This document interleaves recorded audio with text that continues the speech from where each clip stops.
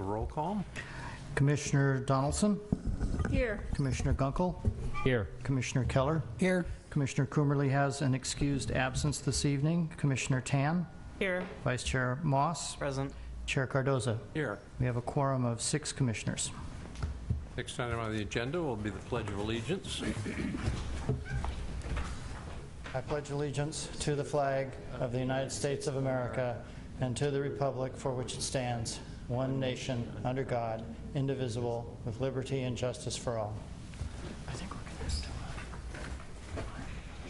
Next item on the agenda is election of officers.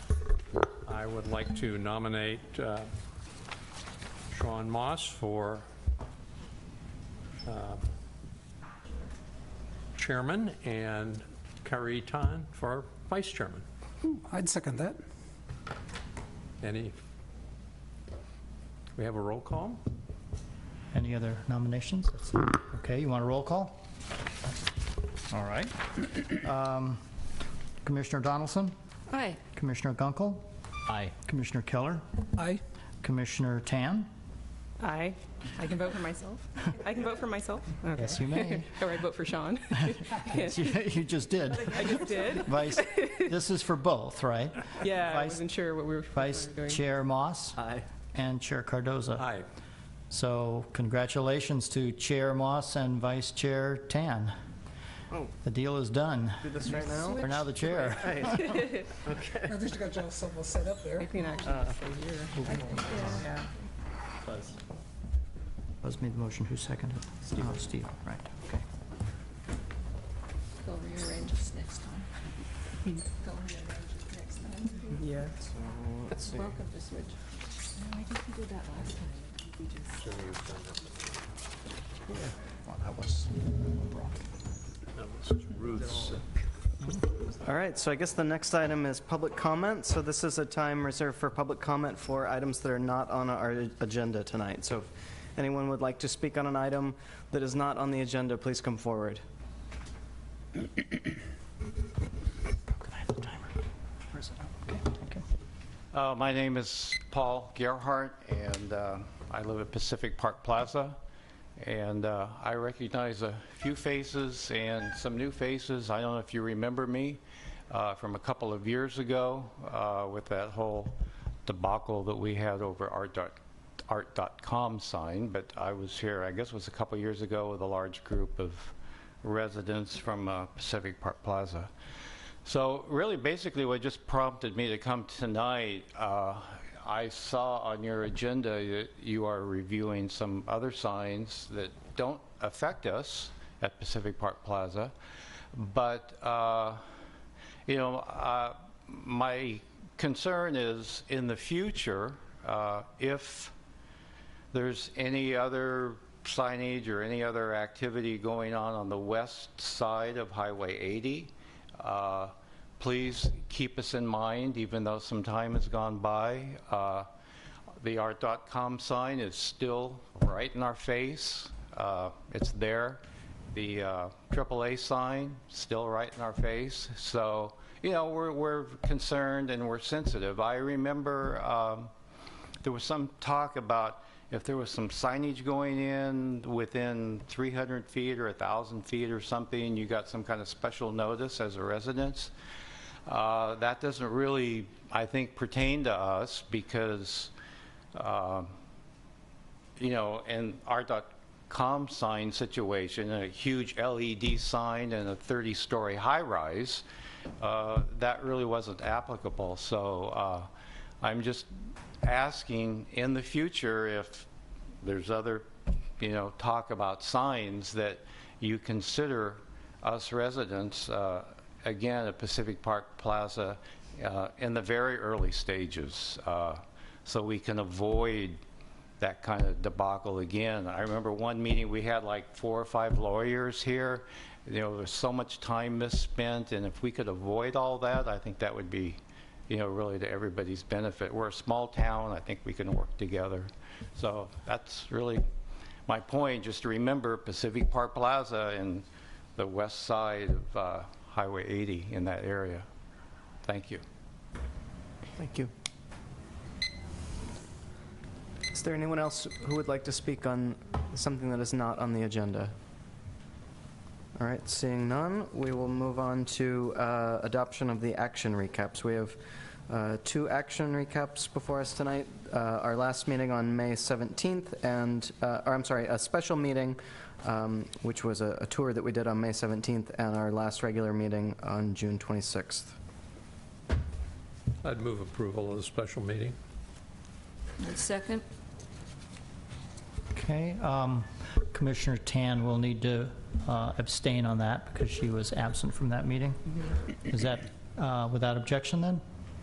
So it'd be 5-0 and 1 abstention. And I'd move approval of our regular meeting minutes. I'll second that. Is that without objection? I have to abstain since I wasn't here Oh, were you? last. You weren't the here last time meeting. either? Okay. So again, it's 5-0 with Commissioner Tan abstaining. All right, then we will move on to the director's report. All right. Well, first of all, congratulations to our new officers, Chair Moss and Vice Chair Tan. Let me tell you about what the City Council has done in the last month. They had 2 meetings on July 1st and July 15th. On July 1st, they took up the issue of the PRC, the general plan amendment and the rezoning for the PRC parking lot that you may recall you took up at your last meeting. The council passed the general plan amendment resolution, and they introduced the first reading of the rezoning ordinance on July 1st, and this was on a 3-to-1 vote with Mayor Asher voting no and Councilmember West recused. However, the second reading of the rezoning ordinance, which came back to them on July 15th, did not pass at that time because Councilmember Atkin was absent, and it takes 3 votes to pass an ordinance, so they in fact did not vote at all. They just put the matter over until their next regular meeting on September 2nd. The council also took up the matter of the impact fees, the proposed development impact fees. On July 1st, they held a public hearing on the proposed affordable housing, park and recreation, and transportation impact fees, and they introduced the first reading of the 2 ordinances amending the planning regulations to enable these fees, which you may recall you voted to recommend approval of at your last meeting. The ordinances were passed and the fees were adopted at the July 15th meeting, and they will take effect on September 13th. Also on July 15th, in addition to the PRC matter and the impact fees, they approved what's called a finding of public convenience or necessity for the Scarlet City Cafe. This is for the State Alcoholic Beverage Control Department to issue a license for them to sell beer at this new cafe that's going to be on the ground floor of the Key Route Lofts at Yerba Buena and Adeline Street. They held a public hearing on a proposed city charter and considered the polling results that indicate an overall very favorable attitude of the residents of Emeryville towards city services and a high likelihood that the proposed charter will pass in November. The council also discussed the proposed real estate transfer tax that is to be on the ballot in November with the charter, and they decided to simplify it and make it simply a straight $12 per thousand rate with no minimums and no tiering. They considered a requested noise waiver for weekend construction work at the what is now called the Park on Powell project, formerly Parkside, and they denied that request, which was the staff recommendation. They approved the draft housing element for submission to the State Department of Housing and Community Development for a compliance review. There was a proposal during the council deliberation to consider a rent stabilization board as part of the housing element, and rather than put that in the draft housing element at this time, they referred it to the housing committee for consideration. They considered a couple of matters under the Transportation Committee report. First, they gave direction for community meetings in September for traffic calming treatments for the Horton Street Bicycle Boulevard. And they also approved the city's first bicycle corral, which, as you may know, is taking a couple of on-street car parking spaces and converting it to bicycle parking, and that will be in front of the future Commonwealth Cafe on Adeline Street, where Cafe Beer used to be. Or there was another one since then, Ferunzo or something like that. Anyway, you know where it is, on Adeline between Yerba Buena and 40th. So that's it for the council actions. In other news, a couple of other items. As you may have heard, concerning the 6701 Shellman Street project, Avalon Bay's proposal for 211-unit residential project that you've had a couple of study sessions on at the Nady site has been withdrawn. They are no longer in contract to buy that property, and thus we have terminated the public review period that had been ongoing for the initial study and mitigated negative declaration. Mr. Nady has indicated that he would now like to go forward with the project as the applicant. This will require a new application from him, which we have not yet received. If and when a new application is received, we will determine at that time how to deal with the CEQA process going forward. The soonest that this project is likely to be back before the commission would be at your December meeting at the earliest. So stay tuned on that one. And finally, in some good news, or I think it's good news, depending on how you look at it, all items that had previously been scheduled for your August 28th meeting have now been continued to future meetings, leaving nothing for the August agenda.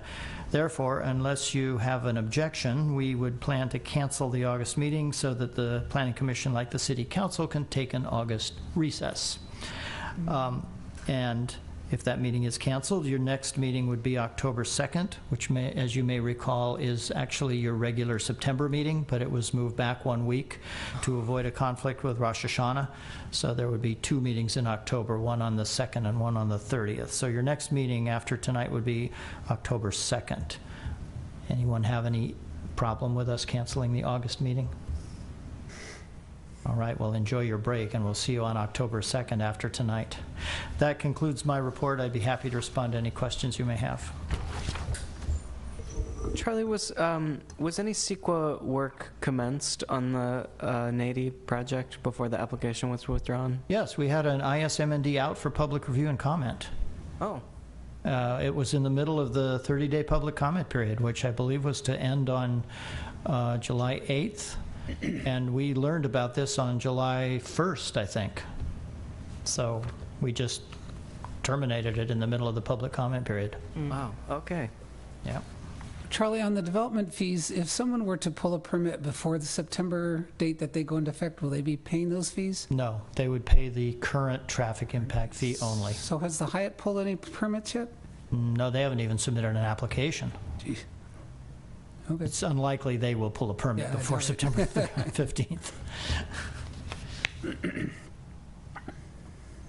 Okay. All right, well then if there are no other questions, we will move on to our public hearings for the night. So the first hearing is the East Bay Bridge facade improvements. Can we have the staff report, please? Good evening, Commissioners.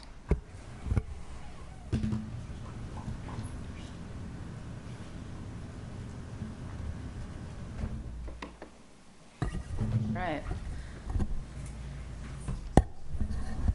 So tonight we are revisiting the East Bay Bridge facade improvement application for 3839 Emery Street to modify an existing facade. The site location of 3839 Emery Street is part of the East Bay Bridge Center. It's just west of Emery Street, which is over here, and 40th runs to the north of it along here. For a project overview, this application includes facade modifications, new landscaping, 14 new bike racks for the capacity of 28 bicycles, additional lighting, and the narrowing of the main traffic aisle. What this application does not include is changes to the building footprint, changes to the parking lot, or new signage at this time. Although as part of the conditions of approval for this project, there's a requirement that a new master sign program be submitted, since the facades, if approved, will change how the signs area is set up. So at the April 24th meeting, Planning Commissioners provided feedback on this project. One of the items they mentioned was higher quality design for materials and landscaping. You also recommended improvements to the western portion of the project, where the plaza area is located by the smaller stores. The facade area in front of a large retail, it was recommended that that area be removed of obstructions to create a pedestrian promenade area directly in front of the buildings, underneath the awnings.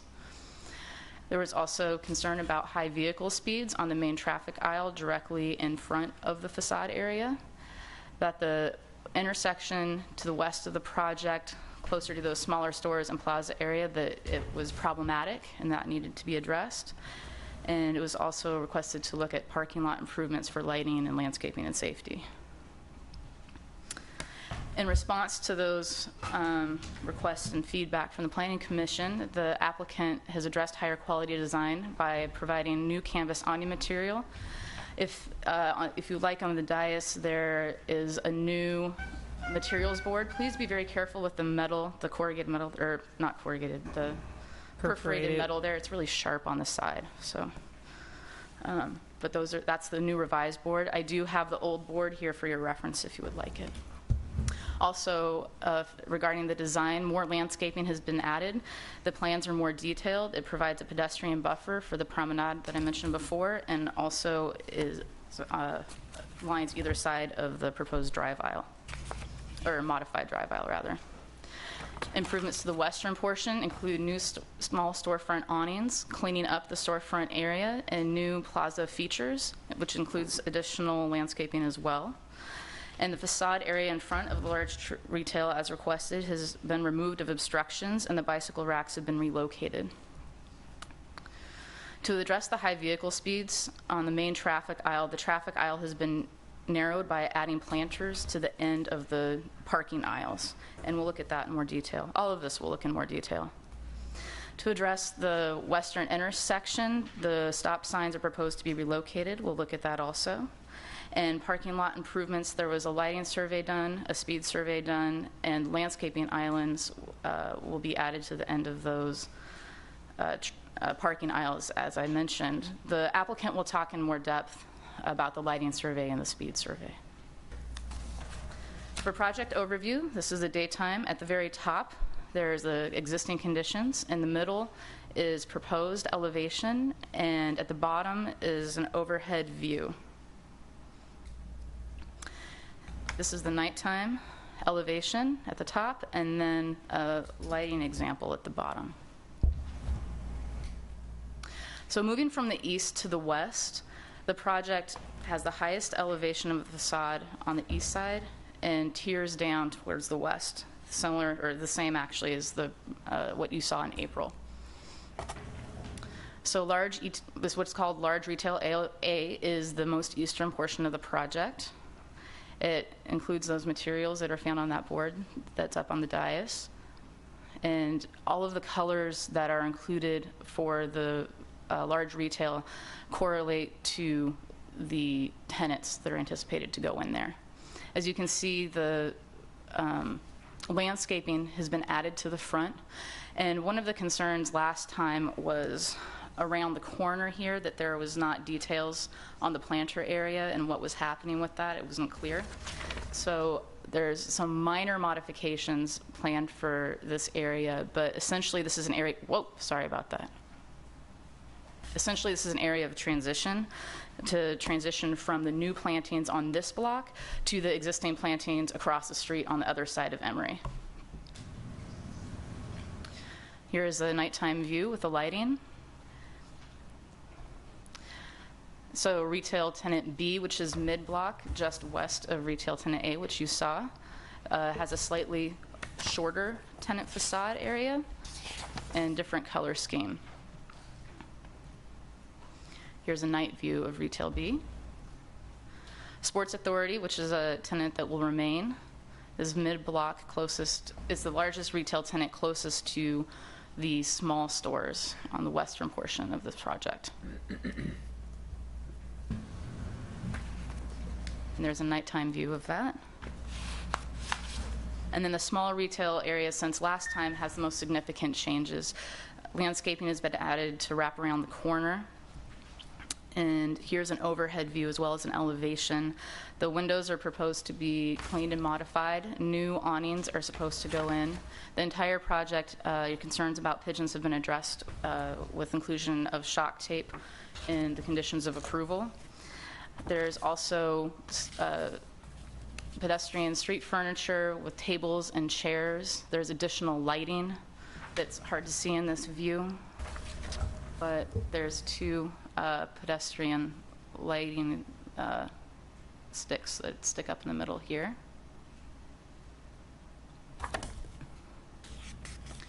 Here's a view from the evening. You can see it better there, the light shining down in the middle of the plaza. In regards to intersection improvements, the applicant is proposing two things, only one of which we'll discuss tonight. This area up here is in response to Fair and Peers looking at the area and suggesting that some signage might help better direct traffic. But as part of that master sign program I mentioned that's required as part of the conditions approval, that signage would be included in that application, and so is not going to be discussed here. But I'm mentioning it since it was part of the traffic study that they did. Over here is the intersection that was discussed as being problematic. So this block here is the Home Depot block. And then over here to the east is the block in question. This is the pedestrian plaza that we're actually looking at tonight. So the existing stop signs are the location of these little red blocks. The issue right here is that it's aligned with this parking aisle. It's not aligned with this, which is where the street comes in from 40th. So the proposal is to shift the stop signs over. This is the existing outline, shifting it so that the stop signs are now aligned with the main entrance from 40th Street. For the traffic aisle improvement, the existing traffic aisle is 30 feet in width. What the applicant is proposing to do is add 6-foot landscape planters, pardon me, at the end, I apologize. Whoa. At the end of each of the parking aisles to effectively narrow the traffic aisle to a width of 24 feet with the intention of slowing traffic by narrowing the lanes. For pedestrian improvements, as I mentioned before, they've cleared the area in front of the facade to create a pedestrian promenade. And all of the features such as bike parking, benches, are moved out of this area. Speaking of bicycle parking, they've moved them out, as I said, into 4 different areas. These are just colored to help draw the eye since it's a little bit difficult to see. They're clustered relatively near each retail location with 4 spaces. That would be 2 bike racks by retail A, 5 parking, I apologize, 5 bike racks for 10 spaces between retail A and B. By Sports Authority, another 5 racks for 10 spaces, and then by the small stores, 2 racks for 4 spaces. At the bottom of the screen, these are the bike racks the applicant is proposing to use. They are consistent with our bicycle rack guidelines and the planning regulations. So an arrow is in the conditions of approval. It says 28 short-term and 9 long-term bike racks. This is supposed to say bicycle parking spaces. If it's kept as bike racks, it's effectively doubling the amount of required bike parking space because each rack holds 2 bikes. So the revised language would be to change bike racks to bicycle parking spaces to clarify what the requirements are. The requirements that you see, 28 short-term and 9 long-term spaces, are consistent with the regulations of new requirements for biking at, I'm sorry, are consistent with the planning regulations for required bike parking spaces. So conforming to major design review, this project is consistent with the general plan and the urban design goals. It's also consistent with Emeryville design guidelines and is of high design quality. For the general plan design goals, UDG 19, high quality, facade improvements, modify and integrate existing building features. UDP 14, establishes a more urban character at the East Bay Bridge District by having a more articulated facade, improving the landscape, and having a more pedestrian-friendly environment. UDP 24, pedestrian priority zone. It has a new landscape buffer between the sidewalk and traffic area, and landscaping also narrows the main traffic aisle. And UDP 33 prevents bulky and monolithic buildings. The new facade breaks up the existing building into more articulated facade. The Emeryville design guidelines, A10 support various modes of travel. There's improved bicycle amenities and also improved pedestrian area underneath the awnings as a promenade. And A13, generous planting strips and large healthy trees. So there's a significant increase in planting, and trees are part of that. E6, use 3D elements such as awning, facade variation, horizontal articulation, all of which are included in this. Wide and continuous sidewalks conform to minimum sidewalk width, and these plans do that by clearing the promenade. Effectively does this. And staff finds this to be of high design quality that's compatible with the surrounding area and does not adversely affect the surrounding area. So staff recommends approval this evening. The applicants are available to answer questions. They also have a presentation, and I'm also available to answer questions. Are there any questions for staff? All right, then at this time we'd like to invite the applicant up.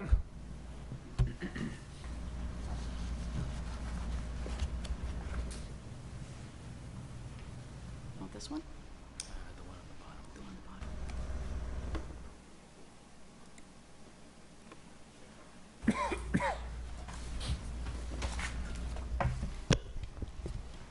Good evening. My name is Marty Potts, MPA, San Jose, California. I'm here, pleased to be here tonight to present to you what we believe to be a very most responsive solution to the East Bay Bridge Shopping Center. We've come a long way since being before you back in April, in receiving your really, I think, terrific design input. We're very optimistic after hearing our presentation before you this evening that you'll recognize that we've taken the comments very, very seriously and best incorporated into the project. First, I want to thank staff, particularly Sarah, for a great presentation. It's very thorough. Appreciate your guidance and input. We agree with the staff report and the conditions that are contained therein. And I also want to thank the commissioners. I know several of you took time to meet with us. Really, really appreciate the time. I know everybody's very, very busy. And why is that flipping around? Very, very busy. But we appreciate your input and your guidance. With me tonight, I'm not alone, is Michael Strauss with Federal Realty, the developer and owner of the property. Our architect, Rob Anderson, and Gabby Blackburn of Field Paoli. Jamie Beckman with Carducci and Associates, our landscape architect, and our traffic engineer, Ryan McLean with Fair and Piers. Following the presentation, if there's any particular questions for any one of those design disciplines, we're here to certainly address them all. Before I get started with the project, a little background with Federal Realty. They're a national REIT, real estate investment trust, headquartered in Maryland, with their West Coast operations anchored in San Jose. Federal is most well known for its exemplary mixed-use developments, and they own several retail shopping centers across the country. Their most noteworthy project that they own here is in San Jose, Santana Row, which is really a national benchmark for mixed-use developments throughout the country. About 18 months ago, Federal acquired East Bay Bridge property with a vision of enhancing its retail program, creating a more vibrant and exciting experience for the shoppers. This design proposal, solely driven by the desire of new quality retailers to make Emeryville their home, is the first of many steps to revitalize this shopping center. But as any good developer, we must be prudent and fiscally wise as to what can be done and when. Okay, how do we get this thing going? Oh, it's easy here. Thank you. We're pleased to announce that Nordstrom Rack and Ulta Cosmetics will soon populate the retail landscape where Pacific Sales and Office Max are currently located. Nordstrom Rack and Ulta Cosmetics many times go hand in hand because they're great complementary shopping experiences as retailers. But when you really look at the proposal this evening, we're replacing 2 out of the 20 tenants in the shopping center, which Federal controls. That's 48,000 square feet out of a total 438,000 square feet. The design proposal for you tonight is motivated by bringing these great retailers to the project and strengthening the fabric of the shopping center. But as part of the lure in capturing Nordstrom Rack and Ulta was their need to have retail identity present, which is really the basis of this design proposal. Given that we're merely changing 11% of the tenants in the shopping center that we control, it does not support really much more renovation than what we're proposing this evening. We've expanded the proposed design improvement far beyond these buildings and have stretched the envelope pretty much as far as we can take it, but while continuing to be fiscally responsible and budget sensitive. When we were before you in April, we generally took away from the following key design concerns. Not enough pedestrian design change. Pedestrian experience was poor. Create an overall stronger, more vibrant design, improving the customer shopping experience. The small shops were dismal. Lighting coordination with the building and landscaping seemed to be missing. The safety of the main entry road fronting the buildings. And the concern of the intersection at Home Depot and Starbucks. Our focus was then, and continues to remain, the building edge. The overall parking lot is not changing. The parking quantities are not being modified. The circulation is not being modified. There is considerable landscaping, however, being added, which we'll speak about in a few minutes. If you look up at on the screen, you have Nordstrom Rack in red, and just to the west of that is going to be Ulta between Nordstrom Rack and the existing Sports Authority.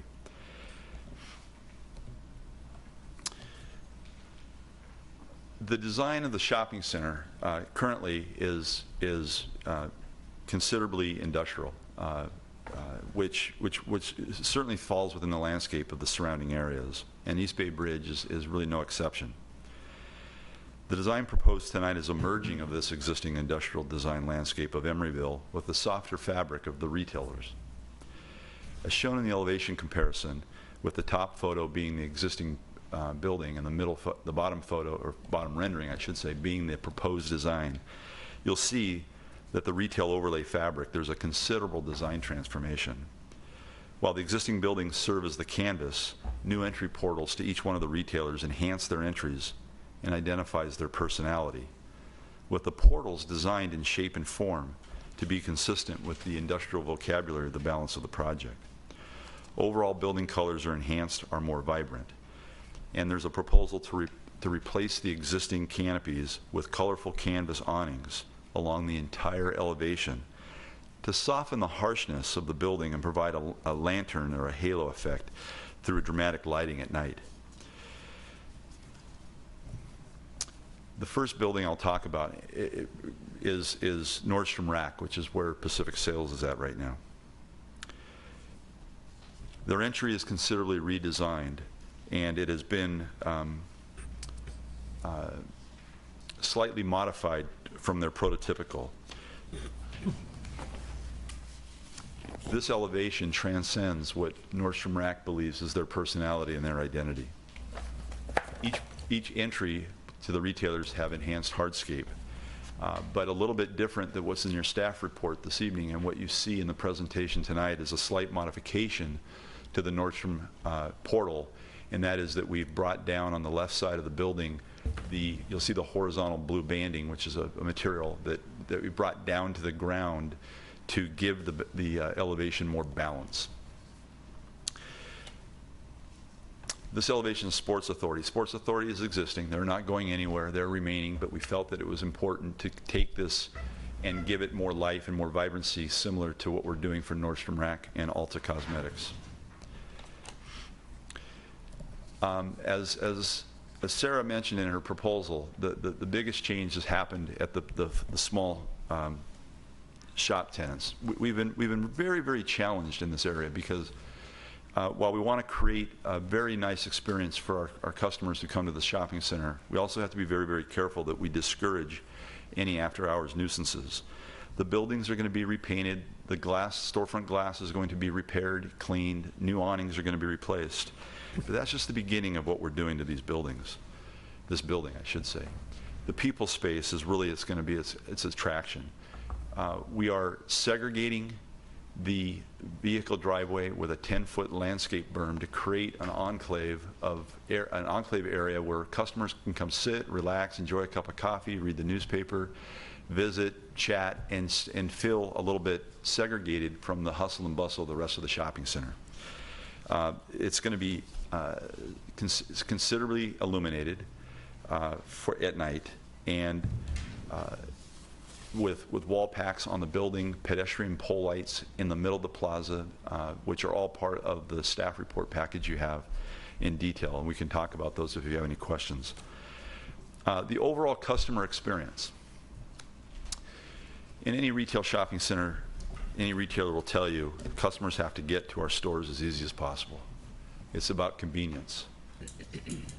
This parking lot has direct access from the parking bays directly up into the stores, and all the design efforts that have been placed in the sidewalk has been respectful of making sure that customers have direct access without having to parallel the traffic lane in front of the buildings, as shown in the blue arrows in the exhibit in front of you.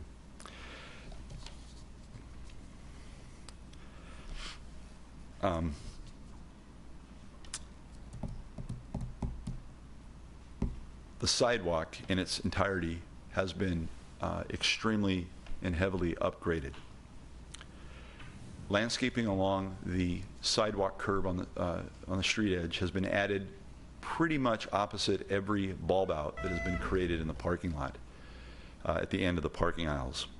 We've added mid-block gardens that are going to house seating, bike racks, sort of places just to sort of hang out if someone wants to relax.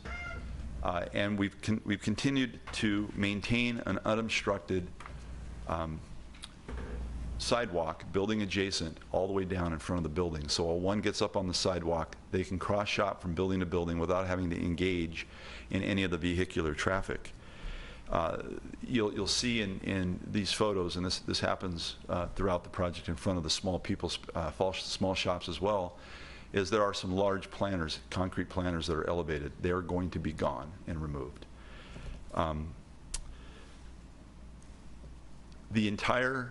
It's proposed that the entire walkway be weather protected with canvas awnings all the way down. This slide includes the vocabulary of all the hardscape treatments, furnishings, benches, trees that are going to be put into the project. The landscaping has been chosen to be indigenous to the Bay Area and drought tolerant. Sweet gum and ornamental pear trees are proposed in the sidewalks and in the bulb out planters. Shrubs of various colors and textures while having low maintenance and water use. And vines are proposed to be attached to the steel structure and to the portals to soften the effect as they reach the pedestrian level. We've given considerable thought to how we want the front of these buildings to be illuminated. As important as they are during the day, they're equally important at night. We've carefully planned, and there's a couple of sections that are shown here tonight, we've carefully planned the location of where we're putting lights. At the entries of each tenant under the portals will be downlights.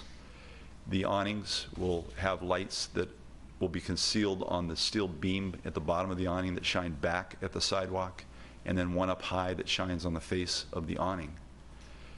Along the building, we'll have lights that shine behind the awnings and at night provide that lantern effect of the awnings. We've carefully planned this so that we can be certain that we don't have any glare or seeing any light sources from any of the public areas. Although if somebody's standing under the building and look back, they're going to see something. But as they approach the building, you won't see any light source, and you just see the glow of the light. There was a lot of discussion last time we were here regarding the traffic speeds along the frontage road.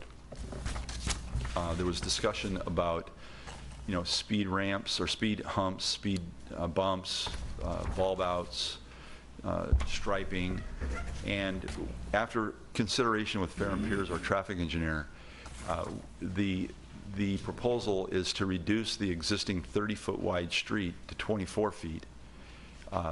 In a result, that will have a calming or a slowing of vehicles as it's narrowed. And the thought was not to stripe the middle of the road, because a stripe down the center line of the road provides a vehicle with a sense of security and safety. So it's all in an effort to slow traffic down. As I said earlier, there's bulb outs in each one that are densely landscaped. So we believe that this is going to be successful in reducing vehicular traffic.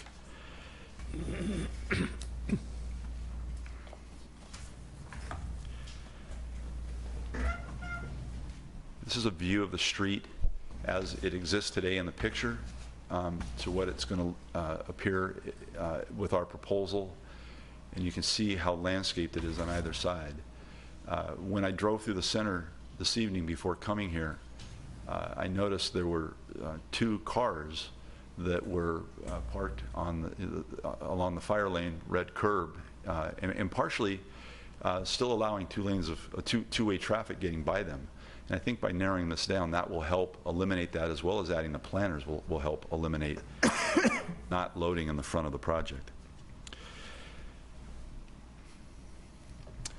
I know this is a little small compared to the slide that Sarah presented you earlier this evening, but the extension of Harlan Street from 40th into the project, it became very, very clear after studying the vehicular traffic circulation at the intersection as it approaches Home Depot, with the pedestrian crossing that was definitely a conflict. The solution became kind of elementary. Adjust the driveway to move the intersection over to the main street that comes into the project. The street that comes down off the detail to the bottom to the south is really nothing more than a service drive that goes behind the Sports Authority building and Home Depot building. There's very, very little traffic on it. We believe this is the right solution. In addition, signage is proposed to to alert vehicles. I can't say direct them because they have choices, but to alert a vehicle that as they enter the project from 40th Street, they have the opportunity to turn right or left and backload the parking lot, versus getting in front of the going all the way to the front and then traversing in front of the buildings and then front loading the parking lot.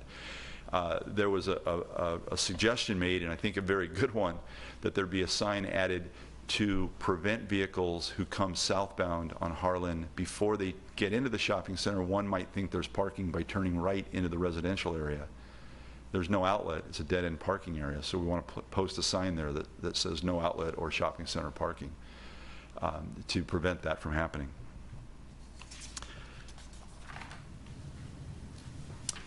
There is a condition of approval, and we're very fine with it, to introduce bird prevention control devices through the project. Horizontal surfaces will be treated to prevent birds as best we can. I mean, you can never eliminate all of them, but we can certainly detract most of them. Yeah, it's a detail that might bore you. So in conclusion, our team is very pleased with the outcome of our design efforts over the last 3 months after being with you in front of you back in April. We believe the design upgrades to this project are a terrific addition to the city's retail landscape. These tenant leases are executed Nordstrom Rack and Ulta. We intend to immediately move forward upon your approval with our building plans, permits, and construction to deliver these tenants and have them open as soon as possible. We seek your approval tonight of our application as conditioned in the staff report, and we're here to answer any questions you may have. Thank you very much for your time this evening.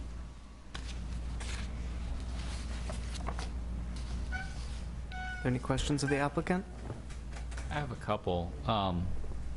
The existing building along the steel facade, there are diagonal braces, I think, in every bay. Mm-hmm. There are also vertical members. And I don't see any of that in any of your renderings for the improvements. And I was wondering, are you planning on removing those, or are they just not showing up in the renderings? They're being removed. All right. Okay.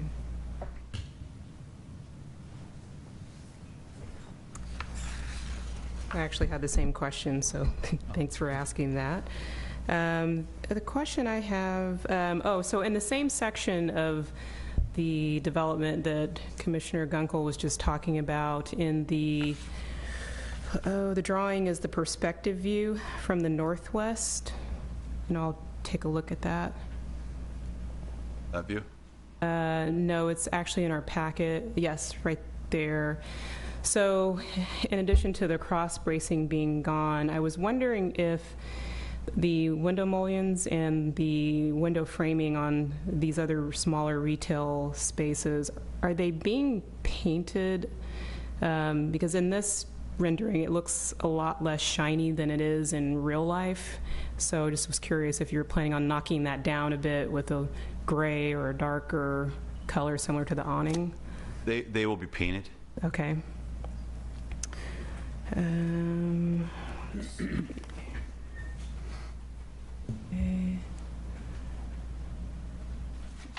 think that's all the questions I have.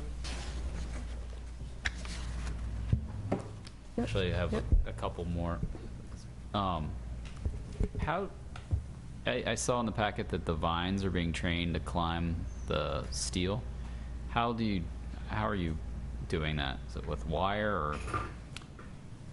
They'll typically be either a wire or like a fish line with an eyelet that attaches to the wall, and the vines then grow up on them. If you talk to them nice, they move faster. But I'm just kidding. But it's you have the maintenance on them. It takes a while to get them up there, but they're actually attached to it by hand. But the wires are put on the portal, I don't know. We haven't figured out the detail of how we do it on the steel. But on the portal, there'll be like eyelets on it or tabs, in which like a fishing line that you don't really see is attached, and then the vine grows up on it. And then, have you used this Ottawa light column on other projects, and how durable is it? I have not used it. I'd have to defer to the designer to answer that. I'm not familiar with it. We believe it's a good solution because it doesn't. It's kind of it's not very ornate. It's very streamlined. Shopping centers take a tremendous amount of abuse, so we expect that it's going to be durable. But I've not used them before. No.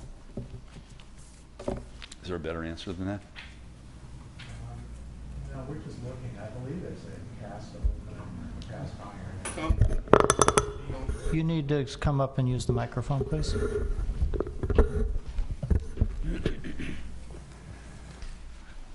Rob Anderson, Field Paoli Architects. This is a cast element, so it's very durable. It's made to take a high degree of abuse.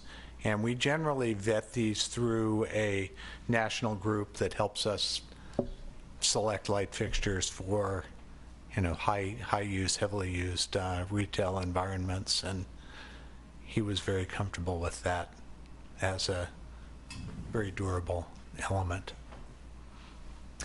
While you're still there, I have a question for you. So there's an LED light feature that's at the Nordstrom rack entrance, correct? Yes. And is that dimmable?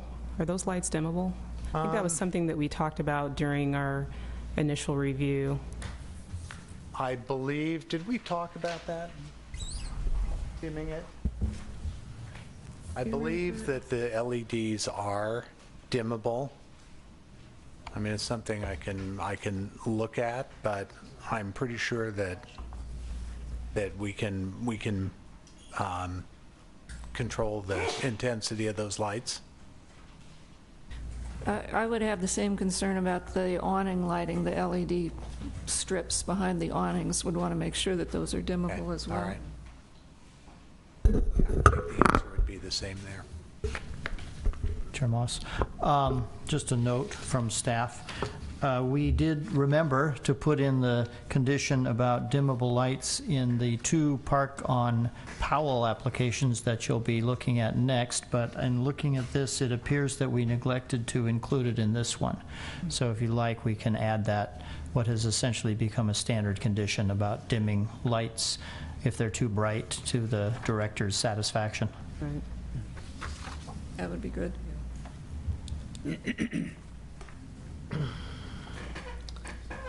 Any other questions of the applicant? I just have a quick question. It might be for your landscape person. Are any of the added landscape planters at the end of the parking stalls acting as bioswales or anything for stormwater treatment? Yeah, my name's Jamie Beckman with Carducci.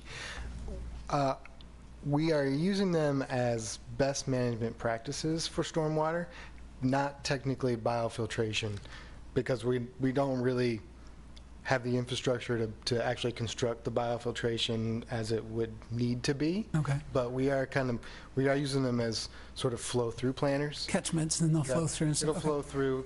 We'll percolate what we can, and what doesn't, we'll filter through the planting and into the storm drain, as it currently does now. We're just sort of... Which is an improvement over what we have. Exactly. We're going to treat it as best we can, and then as it flows through, and then into the storm drain. Good.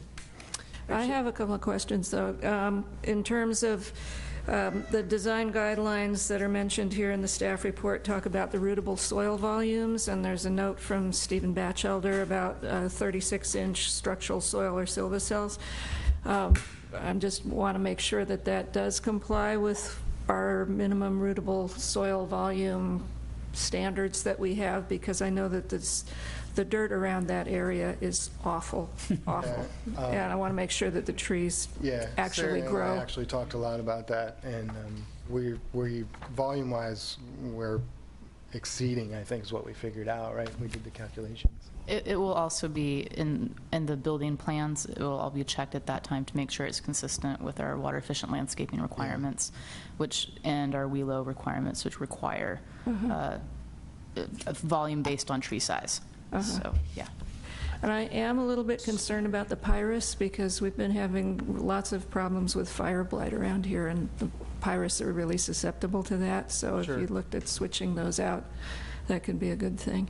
And if that comes as a condition, we definitely will look at it. We just felt like it was a lacy enough tree for a retail environment with some good color and flower. So, but if we Yeah, they've generally been handsome trees, but they've been having some problems.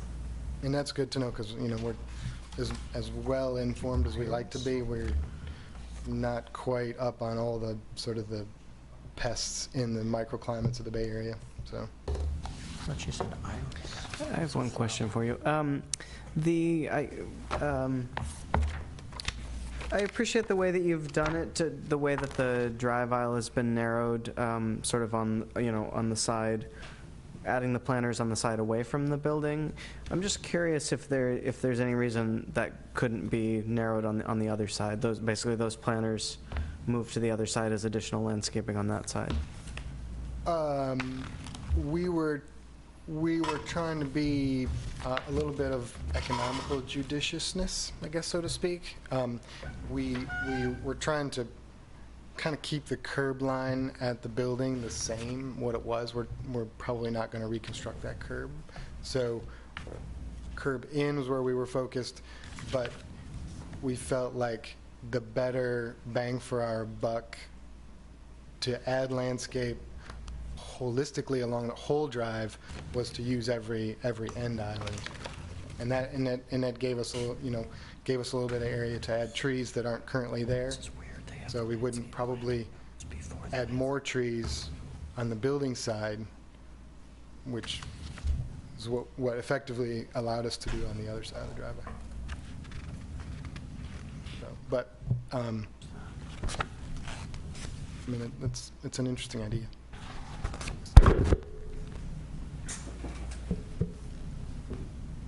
Thanks. Any other questions?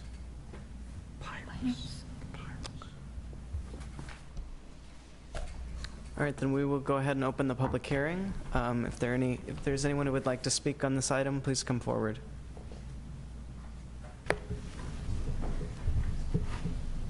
All right, seeing none, we will close the public hearing.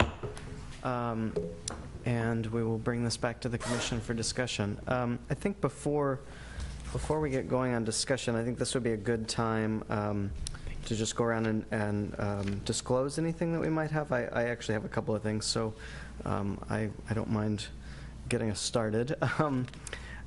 So 2 things. I live more than 500 feet from this project, but I am a member of an HOA which owns property within 500 feet of this project. There are some changes to FPPC regulations that were recently adopted that allow me to vote on the project, so I will be remaining here to do that. And then my other disclosure is that I did meet with the applicant last week. Does anybody else have anything? I also met with the applicant last week. And I met with the applicant on the 16th. All right. Then I think we can just go around and discuss. Who would like to start us off? I just have a couple of questions. Charlie, we talked about the bicycle parking outside. I didn't notice anything in the conditions, or I may have just overlooked it, but they talked about inside parking for, I guess, long-term staff. So how do I, since we're not seeing the inside plans, how do we guarantee that those spots are going to be there? In that condition of approval that needs to be modified, it says 28 short-term and 9 long-term spaces. So the 9 long-term spaces will be part of the tenant improvements for the 2 new retail locations for the retail A and B, or Nordstrom and Ulta. So those can't be shown on plans now because we don't have the tenant improvements for it, but it is part of this condition of approval. It is condition, okay. Okay, and the other are just the comments overall on the project is I really like the improvements. I think it's a lot better than what we have compared to what is done at Safeway Pack and Save. You know, there was some improvements there that definitely made the place better, but it wasn't a wholesale improvement of the whole center. I think this is moving that direction, and we have to keep in mind that we still have Home Depot in that same location that's not doing anything at this time. I do think it's important that you're doing the direct access. I liked how you showed how everyone, no matter what parking lane they park in, they're going to walk into the building, because if you don't create a path, the pedestrians and the people will. So it'll become trampled, you know, your landscape and stuff. So we may not have a full lush landscape along the front of that, but I think it's important to have those penetrations so people can go to the stores and not trample the plants to get there. I am a little disappointed in the bike lockers not being included. I understand the reason, but being a person who's buying a bike that now will cost a couple $1,000s, I don't feel really comfortable parking it outside there, and I would prefer it to be in a bike link locker. But it's certainly not going to be something that I'm going to vote against just because of that. But I'd like to see the city make a stronger case for us making bike links, at least 2 or 3 within a project, something that we consider as a condition of approval. And that's all my comments. Well, I think this vast improvement of what we saw before, and I'm glad to hear that we are going to have dimmable lights, and that's going to be a condition.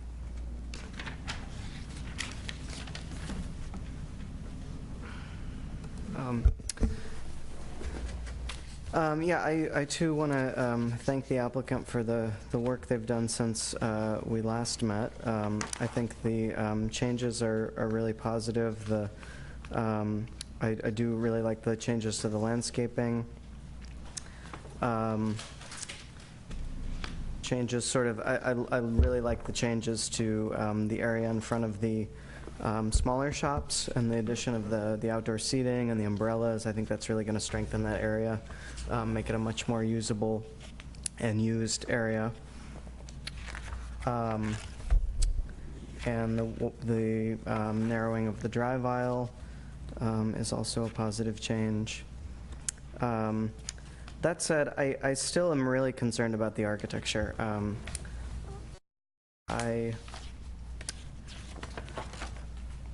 I just don't think it's good architecture.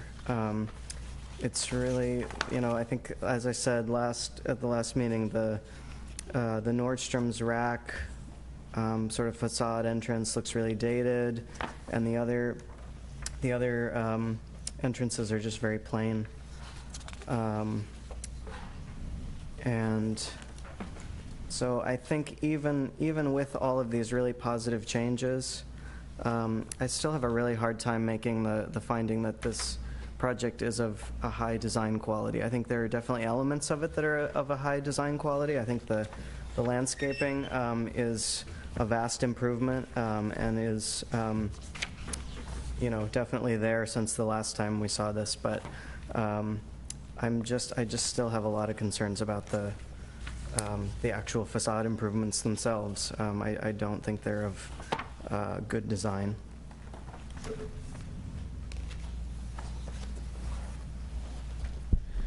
Well, I also think it's come a long way since the last time. I like the improvements to the pedestrian plaza that are being shown, and I really appreciate the addition of the trees, because that parking lot and that shopping center has been really devoid of anything green for a long time, and I would hope that as you go forward you get more trees out in the parking lot, or I don't know whether you're going to redevelop that with structured parking at some time, but definitely it's been something that the Planning Commission has been, in all of the years that I've been on, it's come up over and over and over again that can't we get some more trees in that parking lot. So this is a little nudge in the right direction. I too want to thank the applicant for taking our comments into consideration and really striving to make some improvements. I too think that the design has come, quite a ways from what it was a few months ago. I really think that the landscape improvements on the Emery Street side and the vines on the frontage are definitely moving in the positive direction. I was thinking, though, and maybe we can go back a few slides to where you're seeing the Emery Street, so across from Pack and Save.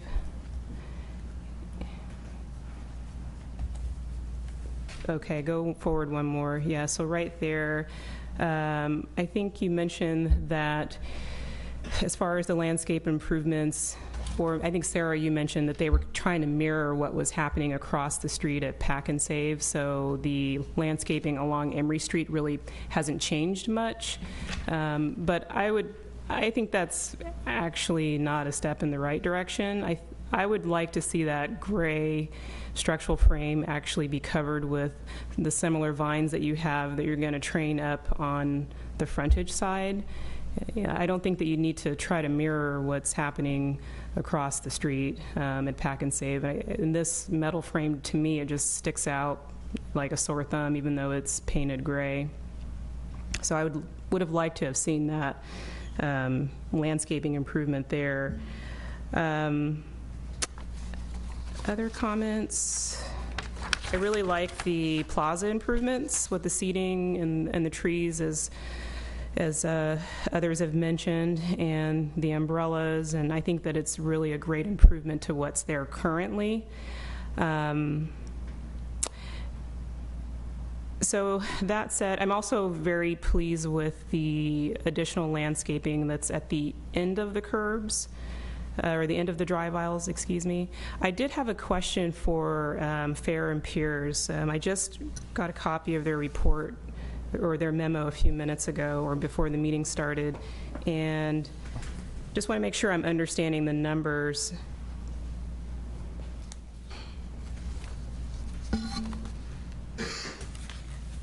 Okay, so do you have the memo in front of you? I think it was, okay, it was written by Catherine. So the last paragraph, it talks about the speed survey, and it talks about the average speed. So the main drive aisle with an average speed of 16 miles per hour. So that was the average speed. The 85th percentile speed, or the speed at which 85% of the vehicles are traveling less than or equal to, was observed to be 21 miles per hour, which is a lot faster than what the posted speed limit is of 10 miles per hour within the site. So then at the last part of the memo, in the 3 bullet points, the first bullet point says that the narrowing of the roadway is expected to decrease travel speeds approximately 12%. So decreasing 21 miles per hour by 12% is bring it down to like 19 miles per hour. So I want to get more information about that and what your recommendations would be for bringing it down to the posted speed limit. Okay. Ryan McLean with Fair and Pierce. So the posted speed limit actually doesn't have a lot to do with the speed that vehicles travel. It's really the feel of the road and the physical aspects of that. So with the 30-foot wide street, it feels like a city street almost, and so that's why you see the speeds, creeping up to 25 mile per hour speed limit, perhaps. But with the narrowing, that's the typical range in terms of dropping it down to 19 for that average, or for the 85th percentile. But I think the other things that will start to also bring that speed down is just the increased activity with the activation of the site, and more friction along the corridor with the pedestrians and more vehicles turning in and out there. So that'll bring the speeds down as well. And then the vertical elements that are being added, the trees that are being planted, all those things kind of contribute to a road that feels like you should be traveling slower. And I think in addition to that, the relocation of those stop signs is going to encourage people to actually stop at those stop signs, come to a complete stop, because that's where the major conflict volumes are. So that will also help bring that speed down. So I think all those elements together there'll be more than a 12% decrease. That's kind of the 12% is kind of the statistics with the road narrowing. Okay, thank you for elaborating on that. Yeah, that actually was a good reminder, because I've gone to the other Nordstrom rack in San Leandro, and because it's so crowded, it actually is very slow, the traffic there. Our current situation is there's not a lot of activity there, and we literally have to dart across that street every single time to get to Sports Authority, because cars are just zooming through there. So thanks for clarifying that. Okay, thank you. All right, thank you. As far as the findings, I think the only finding that I'm struggling to make at this time is 2.A13, which kind of says, support development of large, healthy trees. We're kind of getting there with the plaza trees, and as others have pointed out, that's definitely a good move in the right direction. But the parking lot is still unfortunate right now that it's going to stay the way that it is after all the time that we've been striving to get trees in that parking lot. The other finding actually was number 3, where it talks about that the project will not adversely affect the surrounding areas. And I was really concerned about when I was thinking about that and making that note for myself, I was thinking about the residential tenants across the way with regard to the dimmable lights. So I'm glad that we have that. But just with the parking lot being kind of barren, I think that does have an impact on that area. I'm still kind of struggling with that, and I understand that the project is a facade improvement project, and the applicant doesn't believe that they really need to improve the landscape in the parking lot beyond the end of the drive aisles. But I feel like in this project, we actually have an opportunity to improve the shading in that parking lot with some canopy, some trees, and provide something that's attractive to the neighboring buildings. I think that opportunity will be lost if there aren't any upgrades at all in the landscaping in the parking lot. Let's see. About the parking lot, so I know you mentioned that, or the applicant mentioned that they're not going to change the number of parking stalls, they're just going to restripe. But one of the concerns that I have from my own experience going to the other Nordstrom rack is that it's a very tight site, there's a lot more room here. The San Leandro site is much smaller, but all of the parking stalls are very tight and small, and it's very difficult to get cars in and out because they're trying to maximize the number of spaces. So I would want to discourage that from happening for this project in the future, and if there's a way to basically restrict making a change to the parking unless it's reviewed at a later date if they want to make changes to add more parking or make the spots smaller. Because right now you can actually get in and out of your car comfortably, whereas once things start changing and the demand grows for the shoppers, they're going to start shrinking the parking stalls, and we're going to have the same sort of dismal, crowded, unsafe parking lot that the other Nordstrom Rack has. So, and I guess, with the getting back to the trees in the parking lot, one of the commissioners mentioned that the soils there are really just awful. So it's kind of difficult to justify putting more trees there. So I'm kind of, unless you do the silvacells.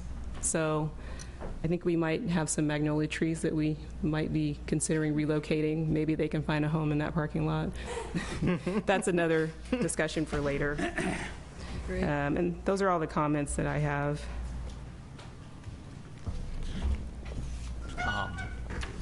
Yeah, I like that you've moved everything, the planters, bike parking, etc., out from under the awnings and created the promenade that you have. I think that's a nice element of the design.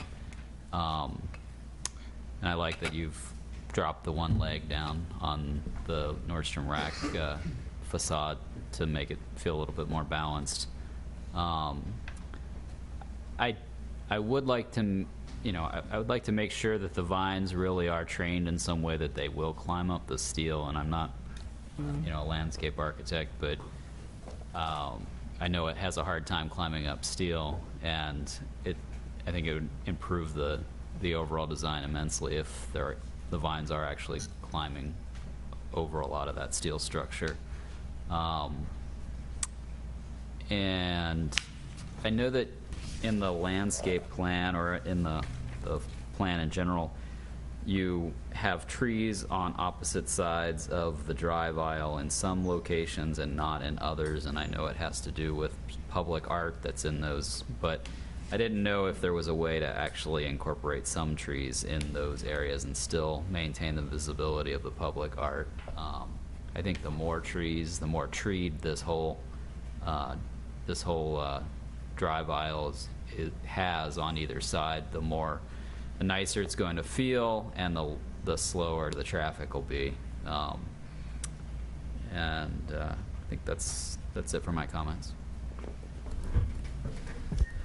And I'd just like to make some further comments regarding some of the things we've all said about the project. And the thing I'm looking at from my own point of view is, I think we do have a responsibility for some sort of aesthetics, but there's personal taste aesthetics, and then there's just aesthetics that are poorly done. The facade to Nordstrom's Rack is not something I'm quite partial of, but this is a corporate identity, and I don't think it's my responsibility to dictate corporate identity in something. So even though I think there could be a much better design for this, something a little bit more current rather than dated into the 80s, I don't think I want to base my personal decision on approving a project because Nordstrom's Rack identity does not meet my personal aesthetic. So, and the thing I'm thinking of here is, I'm thinking these stores probably want to be open by the Christmas shopping season. And if we've just canceled our August meeting, and if for some reason we don't get the 4 votes, which we have to have tonight to push this through, I don't see that happening because we're back in October to approve something like this again. So the way I'm taking a look at this is, this shopping center is what it is. And we built this back in the 90s when Emeryville was thankful to get whatever it could get. And this is what I explained to the developers when I met with them. And I think it's our responsibility to make sure that if we get improvements, that we get improvements. But this isn't a wholesale redevelopment of the property. It's a facade improvement. So what I'm doing is taking a look at the project for what it is and hoping that this will spur Home Depot on improving it. Maybe if we get more retail in here and more population here, other places will want to build here, and maybe we'll add retailers to that empty parking lot, and we can do that, those improvements that we want. But I think to say that this project is halfway there, and I can't agree with the conditions or the findings. I'm a little concerned of that and fearful that, we're going to stall this project into, 2015, and we may lose a retailer that I'm particularly partial of, and the people I'm talking at work can't wait for this to open here and, spend their tax dollars in our city. That said, I'll make a motion to approve. I would second it. Is that's with the dimmable lights, with the Definitely. changed language on the bicycle rack, and Right. I don't know that it needs to be a condition of approval, but I would really like to encourage you to work with them to see about getting some smaller stature trees around the Bullwinkle sculptures maybe, and the vines on the east side of the building. Yeah, and I wanted to talk about a condition about the parking stalls and not shrinking them. So, I mean, I'm going to look to, Charlie, is that something that we can include as a condition of approval, to not increase the number of parking spaces, or is that already provided for in the? I'm not sure that the PUD has a specific number of parking spaces.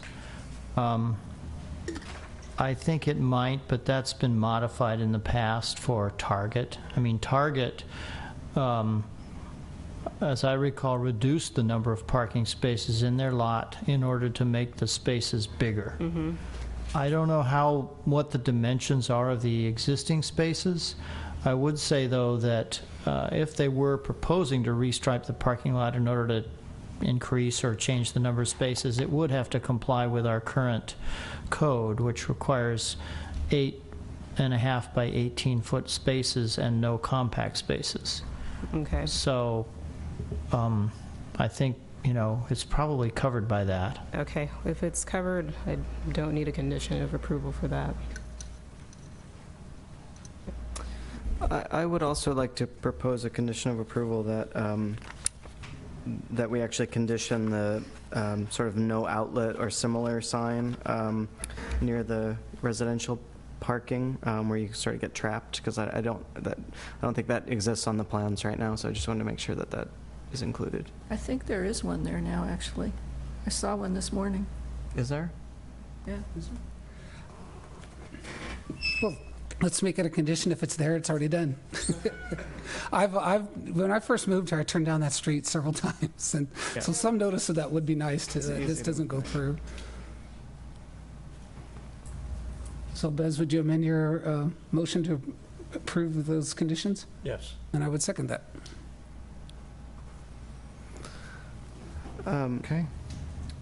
Well, just to discuss the motion before we vote, I will just say that I think we've been really raising the bar as far as design review, and this being a design review project, I don't know, this level of design really saddens me. I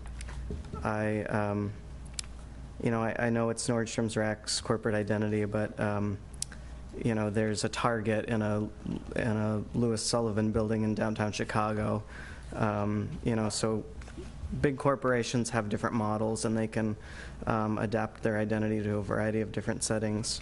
And so I think if we impose some better design requirements, we would probably get it. And I did actually show these plans to a lot of people when I received them, and I would say universally they were sort of they were disliked, and that sort of makes me feel vindicated as an urban designer, that I'm not just being picky, but everyone I showed them to did not like them, and it's not a design that I am willing to impose on our community or my neighborhood, for that matter, for the next 20 years, because we've been stuck with the existing for 20 years, and we're going to be stuck with the next one for 20 years. So I will just say that before we take a vote. So is there a suggestion you would make to them that they could say, yeah, we could do that tonight and make it a condition of approval? No, he's saying he doesn't like it at all. He wants something different.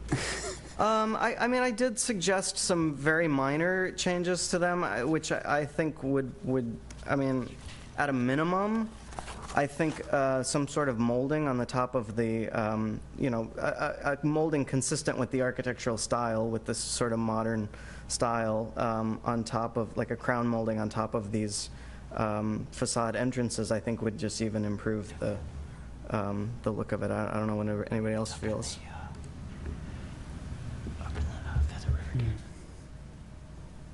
Can we have a vote on this?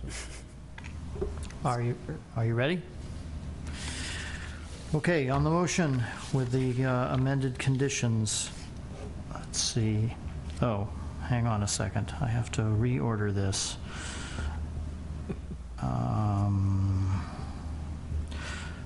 Commissioner Cardoza, Aye. Commissioner Donaldson, Aye. Commissioner Gunkel, Aye. Commissioner Keller, Aye. Vice Chair Tan, Reluctant about the trees not being in the parking lot, but aye. and Chair Moss. No. 5 ayes, is that right? Yes, 5 ayes, 1 no. The application is approved. This decision may be appealed to the City Council within 15 days.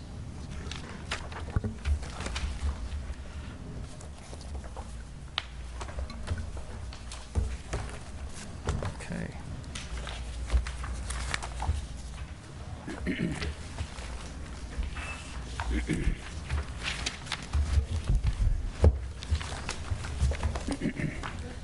Can we take a break a minute? I'd like to confer with Michael for a second.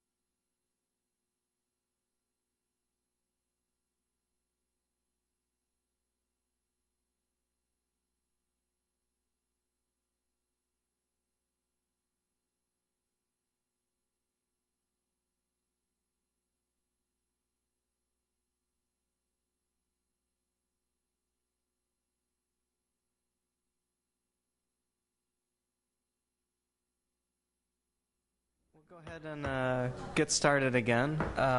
We are without Commissioner Gunkel for these 2 items. He is recused for these 2 items. Could I just note that Commissioner Gunkel is recused because he lives within 500 feet of the project? Thank you. Hello again, Commissioners.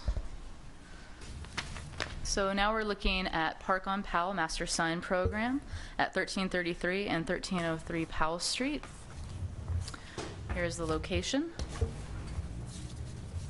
Powell Street is on the northern side of the property. Doyle is on the eastern, Stamford on the southern part, and Hollis to the west. So Master Sign Program is required for all developments with 5 or more retail tenant spaces, and it creates standards for tenant signage. So it establishes maximum allowable sign area, defines permitted sign materials, defines allowed sign types, and does not dictate sign content. It's designed to provide guidance for tenants over time as they may come and go. So the sign types and tenant spaces, there's 7 different sign types that are included in this master sign program, and where they are allowed varies by the type of tenant space and the design with the building. And so we're going to go through each of the types of sign spaces one by one, and you'll see that there's several different types of spaces, A, B, and C. And those will be shown in the lower right-hand corner of most of the slides you're about to see as well for reference. So the first type of sign that's permitted as part of this master sign program is a canopy sign. The canopy signs are only to be placed above the canopy, not below. Originally, when the applicant turned in this application, they showed the canopy signs as being options for both above and below the canopies. And staff suggested that the space underneath the canopy should be reserved for pedestrian-oriented signs, where it was more appropriate to have signs facing outwards towards the street on the top of the canopy, and the applicant agreed with that assessment. So these are limited to 30 square feet per sign, and they can't encroach too closely to the vertical fins that are shown in the middle here. So they are respectful of the architecture as well. And if you look in the bottom corner here, it shows you where these are allowed. And these are the tenant spaces that have canopies on them. So storefront panel signs, you could actually remove a window and place panel signs, such as shown here. These are restricted to, I apologize, 20 square feet. That information is over here. And they are permitted in all of the tenant spaces except for the ones on the south side of the building. Projecting signs are underneath the canopies that we just spoke about, and they are restricted to 10 square feet maximum, and they have to have 8 feet of clearance, which is consistent with building codes. And they're also allowed on all building fronts there. In situations where there is no canopy, they cannot go above the natural break in the building here. So plaque signs are another option, and they're limited to 6 square feet and go on the sides of the tenant spaces. Window graphics are also an option, 1 per frontage, and limited to 16 square feet. Actually, I believe that might have been changed later on. Sorry, let me check. There might be a discrepancy. Yeah, there's a discrepancy. The intent is not to have a limit of 1 per frontage. It's just limited to 16 square feet total for all of the window space. That way, if you wanted to have 2 8-foot square signs, you could do that as well, but you couldn't exceed 16 square feet total.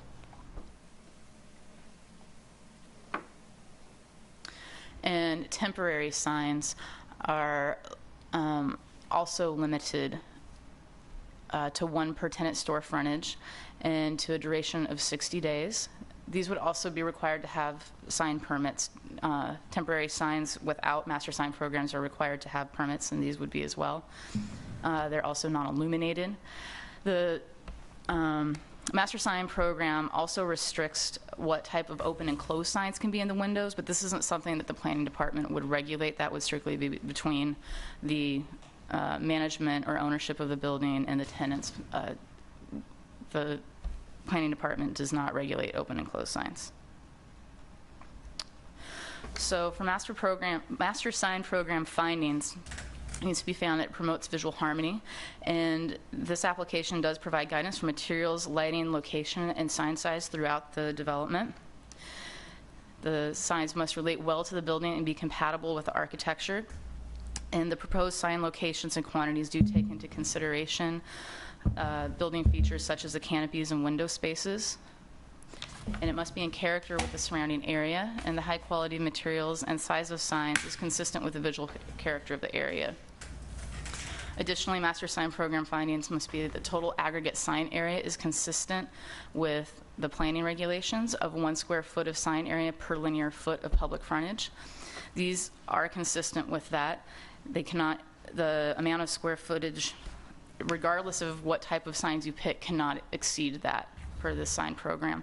And in some cases, it may be more strict in that if you had several frontages of tenant space and it exceeded 100 square feet, the master sign program says you cannot have more than 100 square feet of signage. So if you were to have more than 100 square feet of tenant space, you cannot have more than 100 square feet of signage.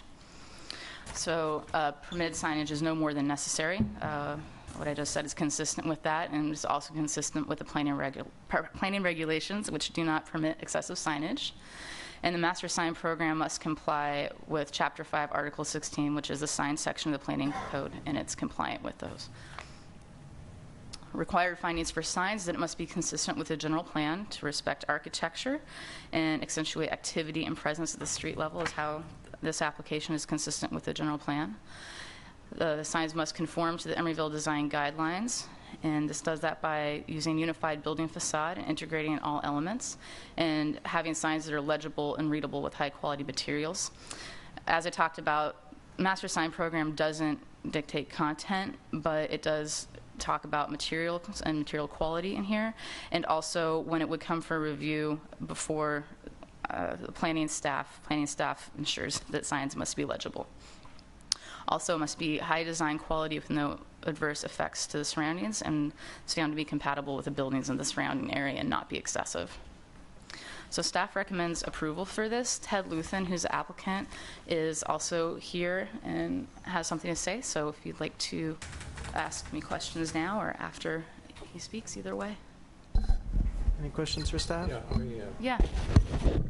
I was concerned about the total square footage is restricted, but you could spread that among 3 different sign types. Right, because the sign types are limited to themselves in square footage, right? So one type of sign could have a maximum of 10 square feet. Another has a maximum square footage of the canopy sign, for example, of 30 square feet. So you could have a canopy sign and a window sign and, say, a plaque sign, and all of those together might only total, say, 56 square feet.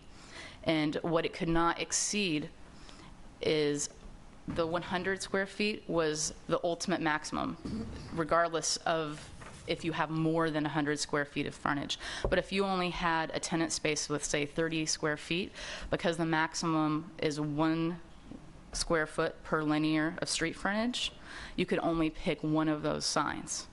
So if you have 50, you could have 2. Does that make sense? Now, how many of those could be electrified? Do you mean illuminated? Yeah, illuminated. It specifies in the plan which ones can be illuminated. It is rather limited.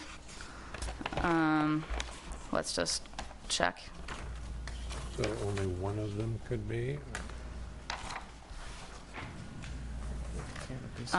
So each sign says whether it can be illuminated or not on the page. So on page 5, where it discusses lighting for canopy signs, it says it may be externally lit and specifies that it can be halo lit or lit using decorative exposed neon, push-through acrylic lettering, or backlit. So it's very specific about that. For storefront panel signs, which is on page 6, it says that the signs may be externally lit, halo lit, or lit internally. For projecting signs, here's where it explicitly says that it must be dimmable, but that's also in the conditions of approval.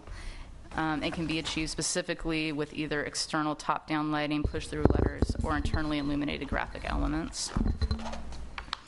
For plaque signs, which are on page 8, it has to be external top-down spotlighting or push-through, or internal illumination of graphic elements.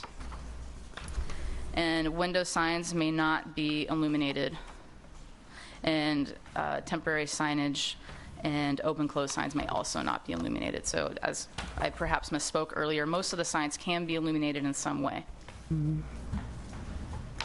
Sarah, what is a vacuum-formed sign?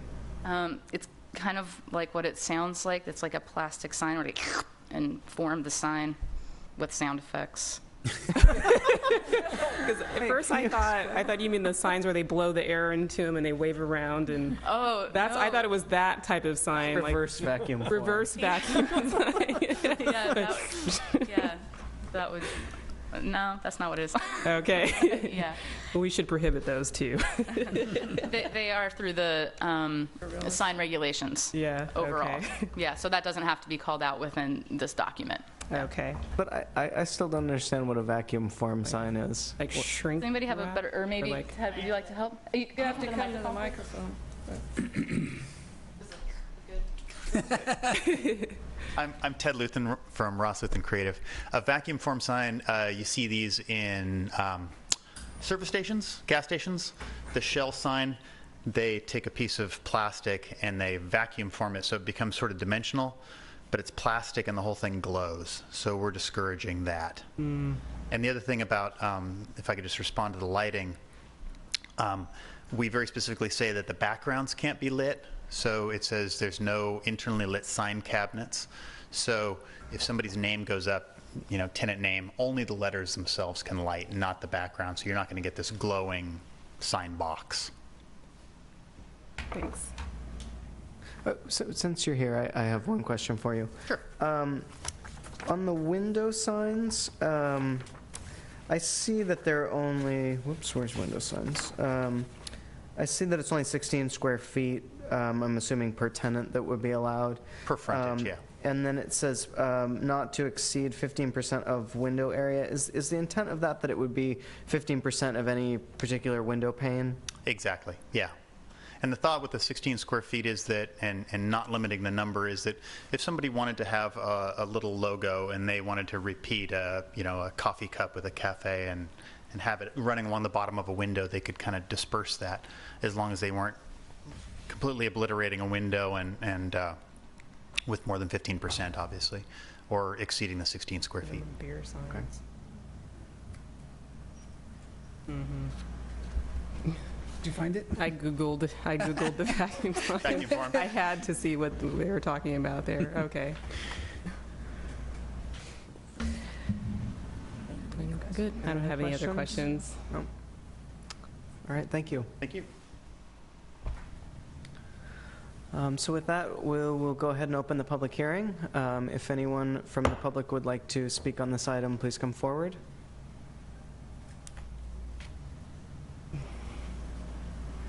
Commissioners, I'd just like to remind everyone of the often offensive feel of the internally illuminated sign.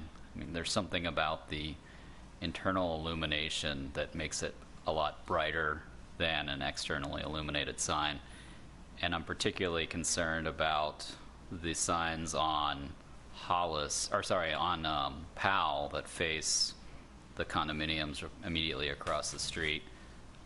I'm personally a little bit concerned also if the signs at the live-work units facing Stanford are internally illuminated. But it reminds me of the art.com sign, and the signs that people tend to take offense at the most tend to be the internally illuminated signs that just appear a lot brighter than externally illuminated signs, and I'd like to ask your consideration of where those signs are located and not located in your decision. Thank you.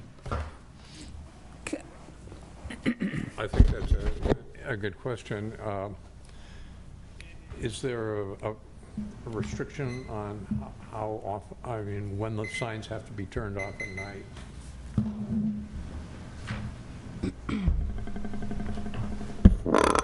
No. Could we place something like that? You could. Can you give me a better description of an internally lit sign? Because I'm thinking of Scarlet City signs who just put theirs up but aren't illuminated yet. But I know the letters on that aren't particularly lit. I think they're lit from behind. So would that be considered an internally lit sign? Yeah. Because Or is I don't that think a that would be back bright sign? or offensive. Internally illuminated, I think, generally refers to when the light is directing towards you when you're looking at the sign. So there's like signs that have lights within them, but are like halo lit, so Yeah. that the light points backwards. Okay. So that's sort of internally illuminated, but it's not, I don't think it's usually what people are referring to. So is the internally lit what you said, the box lit that are not going to be allowed, or is that different than the one you said is not going to be allowed? Yeah, we're not allowing the background of the sign to light up. Okay. So if you imagine your screen up here, the background is lighting up right now. Right. If you imagine the reverse of that, where the background was dark and only the lettering was showing up, that's the effect that we're going to have. Okay. Okay. Is there anyone else who would like to speak on this item? Yeah, All right. the Apple Store sign there. where just the apple's lighting up. Okay. That's basically what we'll have. The background will be opaque, and the lettering of the logo So itself. the reverse of that would be if the black background was lit and the apple was black. Exactly. And that would be, okay. And Brad, is that what you're concerned with, or is what you're talking about something different? I'm just trying to get a picture of what Brad is asking that we not do. Yes, my concern is not the halo lit, but the internally illuminated where Right. the light is. But, so what he's describing and saying is not allowed. Is that meeting your criteria, or do you want something else not allowed? I'm also asking that anything that's shining at you, that where the sign itself is illuminating, not be allowed. Like the art.com. Well, the best example The is this apple. picture in the middle here, which is what was called a front-lit sign. Right. Or an externally illuminated. Yeah. Which, you know, you go into any high-end little town, and that's all they allow. Right. And it makes an enormous difference. Having lived in Carmel, working for the city, I know what that night ambiance is like. I have one more question for the applicant, if you wouldn't mind. Can you maybe walk us through which signs in this master sign program would be allowed to be internally illuminated? I was trying to look for myself. So it looks like the projecting signs would be, Yeah. and then the box signs, but not the background. And then, am I missing anything? Let's see, the signs that are up on the canopies, so somebody, I would anticipate that somebody will have individual letters that could either light up halo or the letters themselves could light. So that's the canopy sign on page 5. Oh, here we go. We can navigate right here. There. So the canopy signs, so the signs that are above the canopy could be lit. The storefront panel, like the Apple sign, if they decided to change a glass panel into a sign, that could be lit, again, just the logo or the lettering. The little projecting signs, and these are fairly small. I think the projection's limited at 30 inches, so they're, you know, this big sign. And again, backgrounds can't be lit. Okay, so the second one here, I can't read the text on that. Would that be lit within or only lit from without? It could be done either way. And so that if they would be wanted okay? little gooseneck spots on it, they Right, could do but that. being lit within, wouldn't that be shining out? Yes, the lettering will shine out. They're all backlit signs. Yeah. Because you can't There's no halo lit a projecting Okay, well, sign. I'm seeing the second one. It's, what is it, K or APA? It's Avalon. Okay, Avalon. Okay, I'd see that as being like a plastic translucent sign that would have a light in it, so that whole thing would glow. Right. And That's not backlit. We don't allow that. Oh, that wouldn't be allowed? Yes. Okay. So if that were, well, that would be a hard sign to light the way we're doing it, because only like that white background and the red background wouldn't be able to be lit. Right. So you might But be if able that was a flat board, you could light it with a spot outside? Sure. Okay. Yeah. It does say, though, that the illumination must be dimmable. So any illumination must not adversely affect residential tenants for this type of sign. So So I guess what I'm getting at is there something we need to change or modify to meet Brad's request, or is this already in here? It seems like it's already in here. Well, I think we should definitely have a time on the light. It shouldn't be on when the store's closed or something. Oh, no, I don't think that's right. Before the applicant sits down, do we have any other questions for we have to him? close the public. Yeah. No? Okay. Yeah. And no other speakers, so I'm going to close the public hearing. So I do have one suggestion, which is that I would like to see the canopy signs as no internally illuminated signs allowed. So they could be halo lit or they could be externally illuminated, but no, I think... The letters themselves couldn't be plastic and light up individually. Yeah, no channel letters. They're just, like cabinet signs are bad, and we've all, I think, decided that. I think channel letters are the next frontier, so... And They have to push through acrylic lettering? That's just where they're usually like, you know, aluminum letters with the plastic face and the light is within, right? And it does say that the front lit channel letters or face illuminated sign boxes will not be permitted. So does that address your concern about the channel I lettering guess. on the canopy signs? I guess I just don't, I guess I understand how internally illuminated signs would be allowed there then, if there aren't. I don't understand what it's referring to then. Using And regarding the timers, I don't think I could support having all the lights turned off. There's a couple reasons for this. Number one, it adds additional safety lighting on the street if you're walking on the street at night. And secondly, if someone's coming home from work late at night, they may see a store and come back the next day. And I think it creates an ambiance for the street that doesn't become a black dead zone. And I mean, if the signs are not offensive to the neighborhood, they're not glaring and they're not shining out, when daylight savings comes around, it's dark at 5 o'clock. So I think, from... Open, I agree. But they're not, a lot of these places aren't going to be open after 5 o'clock.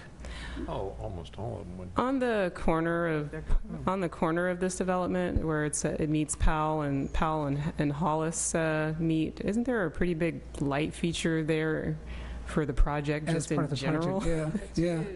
And it's enormous. I just enjoy it as a person who walks at night. Like I said, I lived in Carmel at night. I would walk at night. Lights from signs and storefronts create ambience, I think. And to restrict that... They're all front-lit signs there. Well, but the signs we're creating are going to be pretty friendly. All backlit signs. All of these are backlit. Front-lit signs have to have a light fixture in front of them facing them. Right, and that's allowed. I think it's depending on what the person wants. Because it's a lot more expensive and it's not doesn't catch your eye as much as a backlit sign does. I think people do it. Yeah, I don't think it's a problem. Only if they have to. Well, only if we want them to have to. Only if it's Carmel. Only if it's Carmel. I have to say, I really appreciate that the applicant is proposing. I think all of these signs are really high-quality sign types, and I really appreciate that. It's really refreshing it's really refreshing, honestly, when an applicant wants to maintain really high-quality signs to make their project continue to look good, because that's not always the case. I think that I like the sign program. I am a little concerned about the canopy internally lit signs, because the other ones that are underneath the building overhangs, they're going to be shielded from, upper units are going to be shielded, and it's going to be something you see as a pedestrian or as you drive by, but it's not going to be projecting onto the people across the street or whatever. But that one instance of having above the canopy where it is internally lit, I'm a little worried about.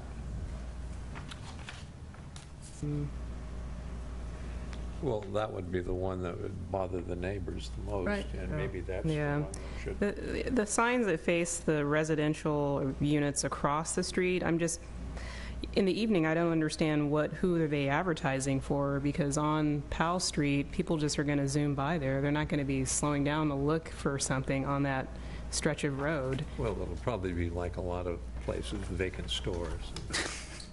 I love your optimism. We got an awful lot of them. But, I mean, that does beg the question of, dimming the signs at night or turning them off, and, if the neighbors find that they have concerns about those signs, because I don't think they're advertising for any particular clientele at that hour. Well, we do have that condition, right, that they be dimmable. Yeah, that they be dimmable. And if the neighbors complain, they'll come to Charlie, and Charlie will tell them to dim it. That's right. Can we entertain a motion to approve? Well, I want to clarify one thing first, because I am a little confused about the canopy signs. So the applicant told us that internally illuminated signs would be allowed there, but reading this, it says canopy signs may be externally lit. Okay, got that. Halo lit. Got that. Lit using decorative exposed neon, pushed through acrylic lettering, or backlit.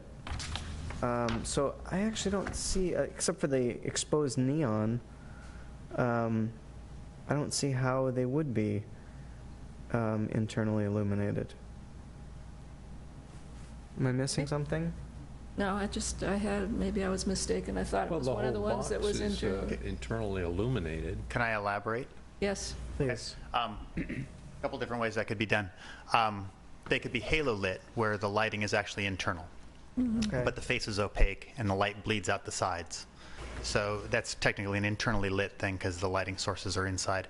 It could also be, shape of a logo, and then the reverse cut push through. What they do is they take the solid aluminum face, and they cut out the logo or the letters, say the letter T. They cut that out, and then they take a piece of acrylic and they fit it into that space from behind, and they push it through. And then you can either have an opaque face, and again it bleeds out and becomes a halo lit letter, or that light would actually be coming through the face of the letter. But we do specifically forbid channel letters, so we don't want channel letters up on the canopy. Okay. So if someone's going to do a letter up there and light it, it has to be an architectural grade thing. So, okay, thank you. Sure. I have one more question or comment. So on the canopy signs, it stipulates that visible bird repellent devices are not permitted on those signs. So is the plan to have shock tape on the signage of all types, including like the projecting signs?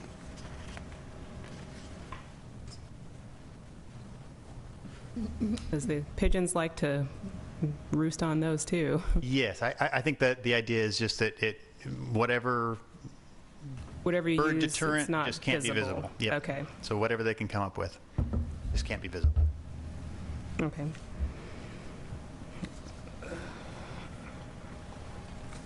So can I make a motion to approve? Sure. Are there any conditions anyone wants to add? Well, how do y'all feel about the push-through acrylic lettering? Is there any? Describe again what it looks like. That's the one he was describing. Sorry. I was reading. I think the Apple sign is done that way, where the apple is actually cut out of an aluminum panel, and the apple is an acrylic piece that's fit into that space. But imagine if the apple... it pushes out. Yeah, but imagine if the apple was someone's store name, right, on a panel, on a rectangular panel on the canopy. Okay. I think the amount of light that pushes through that is pretty limited in its range of distance, how far it will go out. So, and if they're dimmable as well, I think if they become a problem, they would be dimmed and calmed down. Right. They're part of that requirement to be dimmable. Yes. Yeah. Yeah, and the reason we chose that sign type is because that they don't tend to project light forward. You have to use a thicker piece of acrylic for the face. And so it doesn't have that same intensity of something like a channel letter. It's very much an architectural grade style sign. That was the goal. So I made the motion to approve as staff recommends. Did we have a second? Buzz. Oh, okay. And there were no modifications. That's as... Well, dimmable, is that? That's in, Dimmable's already in that's in there. They're all dimmable. All right, ready? Commissioner Cardoza? Aye. Commissioner Donaldson? Aye. Commissioner Gunkel is recused. Commissioner Keller? Aye. Vice Chair Tan? Aye. And Chair Moss? Aye. 5 ayes. The application is approved. This decision may be appealed to the City Council within 15 days. All right. Parkside Part 2. Park on Powell. Or, I'm sorry, Park on Powell. I was like, what is At least you didn't call it paper mill. I didn't even know. Where is this Chair from? Moss, I'll also note that Commissioner Gunkel is recused from this item as well because he lives within, 500 feet of the project. However, he may remain in the council chambers and participate as a member of the public. Thank you. Thank you. That's the fine print. All in one breath.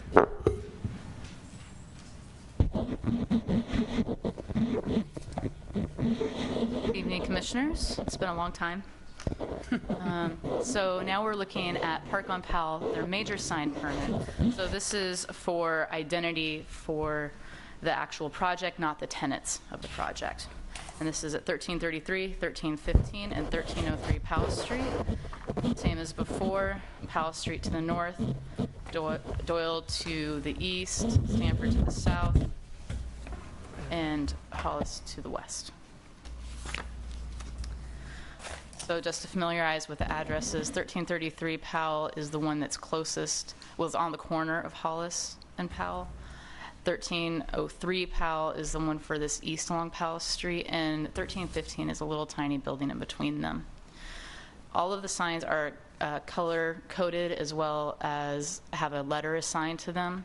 So we'll be going through and, whoa, sorry about that. We'll be going through and looking at each sign type. And similar to last time, the colors and codes will be shown on each slide. So the first sign, if you look down here, is on the corner of Powell and Hollis, pardon me. And this is the primary identity sign for the project, stating Park on Powell. Signs are illuminated from the back, but the front is opaque, and it has a perforated metal siding. It's located towards the upper part of the building, the upper third of the building, and is illuminated, and is some distance from what you spoke about during the last application, where the public art piece is. This rendering makes the sign look like it's glowing itself. It is. Yeah, that's an excellent point. But is it supposed to glow through it? It'll glow out the sides. How would you come up? Because of the perforations. Yeah, the face itself won't glow. The face is opaque. It glows out the sides, and it will kind of softly light the wall behind it. So this isn't very accurate rendering then. Yeah, it's a little bright. Looks like the letters themselves are glowing. A little brighter than it would really the wall be. behind it. Yeah.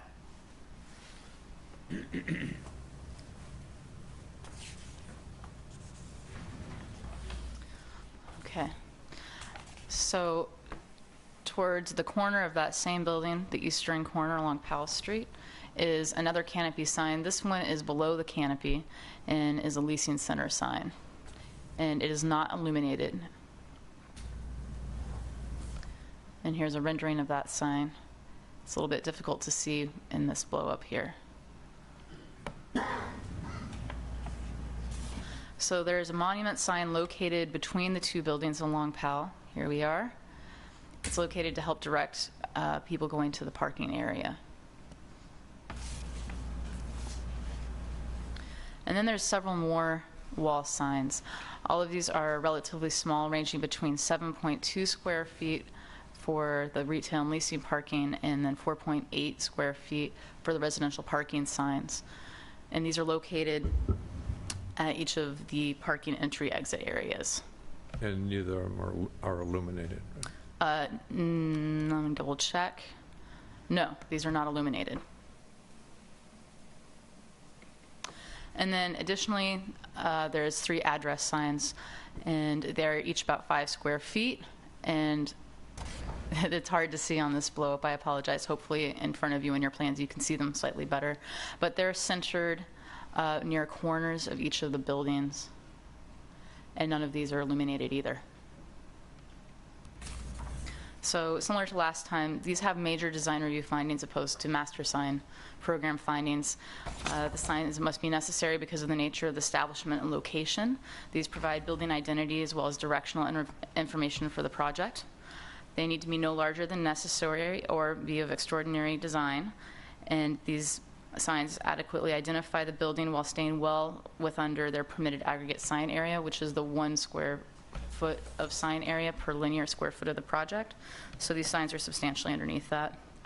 And the signs must comply with all provisions of Article 16, which is the sign section of the planning regulations.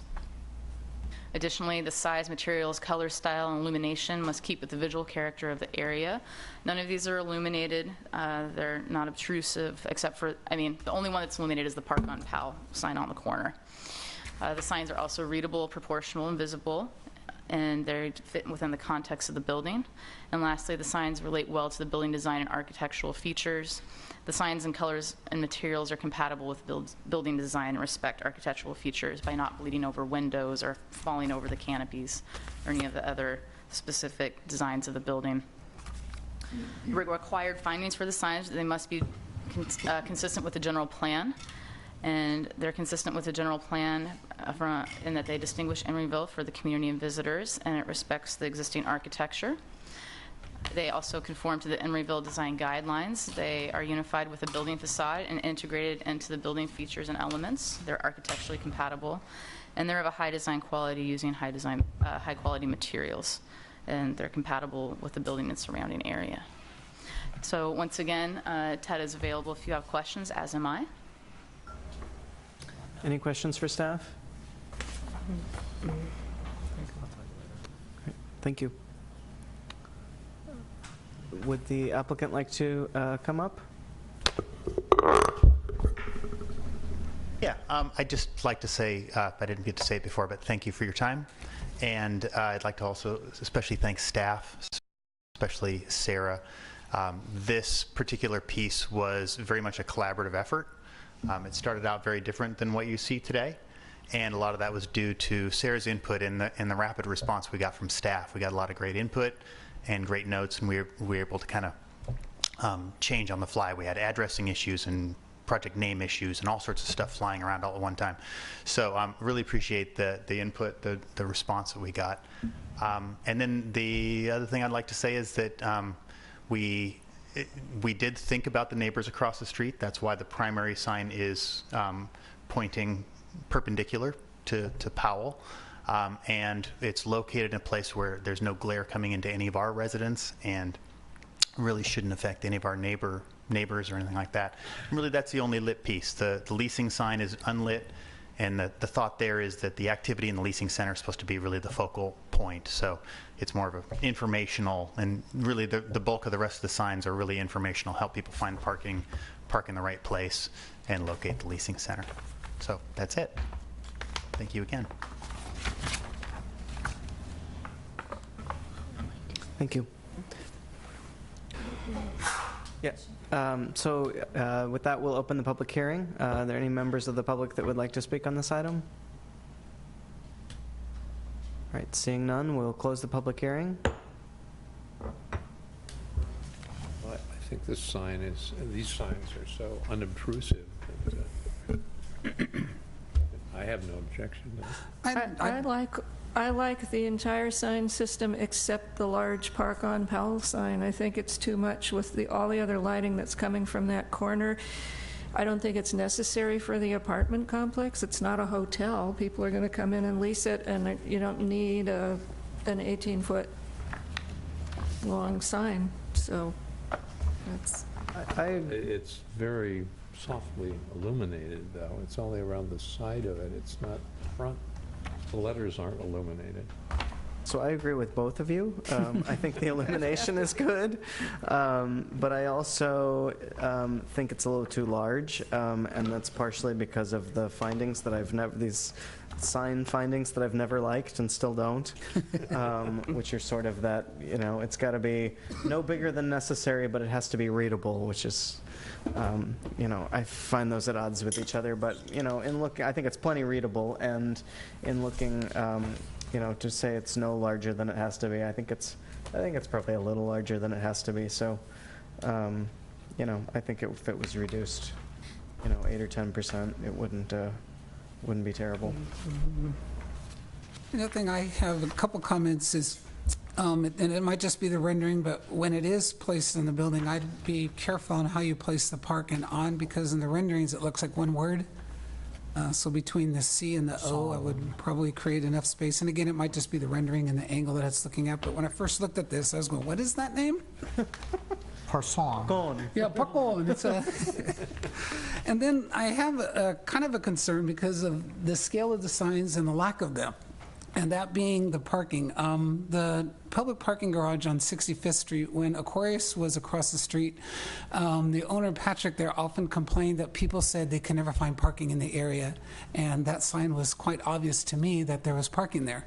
This public parking sign seems even more difficult to see. And what I'm envisioning is we're lucky enough to get a cafe on the Powell Street side on the park there. Someone's driving by, they see that, oh, I'd like to eat there. But where do I park? How do they find where they park? By just that small sign that is on Powell Street, and it's only about 6 foot high. So I think we're going to have people driving on the blocks or missing the opportunity to go to shops there because they can't. I mean, you got to understand the speed that people travel on that street. It's not pretty high. It's not Doyle Street and it's not Stanford Street, but it's Powell and it's very busy. So I'm hoping that we're going to get a lot of businesses there who, some of them need their customers to park. And then once they get into that area, if they're lucky enough to find that sign, the signs over the door, I think, because there's going to be, what, 3 doors or just 2? Yeah, in the alley there will be. Can you come to the microphone, please? Yeah. Yeah, but when you get into the alley, there will be, well, the resident door on the left will be closed. Right. So really the only open door will be yours, really, on the right. Yeah, and so I'm just a little concerned that the sign over that door, maybe we need something that comes out perpendicularly, that projects out from that wall, so someone driving in could see, oh, that's where I go. But even today, I was coming home, and someone had double parked next to the construction zone in front of Avenue 64 to run in the leasing office there because they couldn't find parking anywhere. And they have parking for leasing in the back of the building. But it's very hard if you're unfamiliar with the area to find out where that parking is. So I'm concerned that we're going to miss opportunities for retailers. We're going to have people driving around, maybe even stopping places they shouldn't stop to try to figure out where all this parking, you know, where the parking is. So I just don't know if it's been thought out from a driver's perspective in a car, how they figure out where to park to go and, you know. When you really got to pay attention, because is it park with a K or park with a C?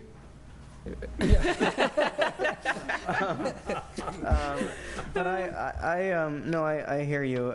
Maybe I think maybe a solution to that would be just including, you know, at least on this one sign that's retail and leasing parking rather than resident parking. Just including on there as well, like the, you know, sort of universal P in a blue circle. Right, and I wonder if that P on the monument side shouldn't be more universal rather than an artistic P. Universal sign for P would help. Yeah, because, you know, I'm trying to get bike groups to use the green coloring, as everyone knows handicapped is blue and white. So if we can kind of get a uniform thing for parking and for bikes, then drivers will click onto that instantly. So I appreciate the artistic element of that P, but and driving by and looking at that, it's not going to tell me that's where I park. And so that's just my only concern. Is I really want to see these businesses, if we finally get them in there, Buzz, that they thrive. Right. To piggyback off of your concern with the park, the P, you know, how cars are going to know where to park, I'm kind of concerned about just the wording. It says retail.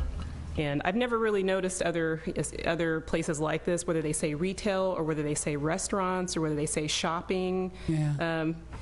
Will the average person know that retail means that it includes everything, or will they be confused and think that it's loading for retailers or parking to offload your retail merchandise? I mean, do you pay to park, or is it? Yeah, exactly. So what would you propose? Customer parking? Customer parking sounds like a good alternative because we don't really know if they're going to be shops or restaurants. But they're going to be a customer regardless. But there will be customers. Yeah, that's a good call. Yeah.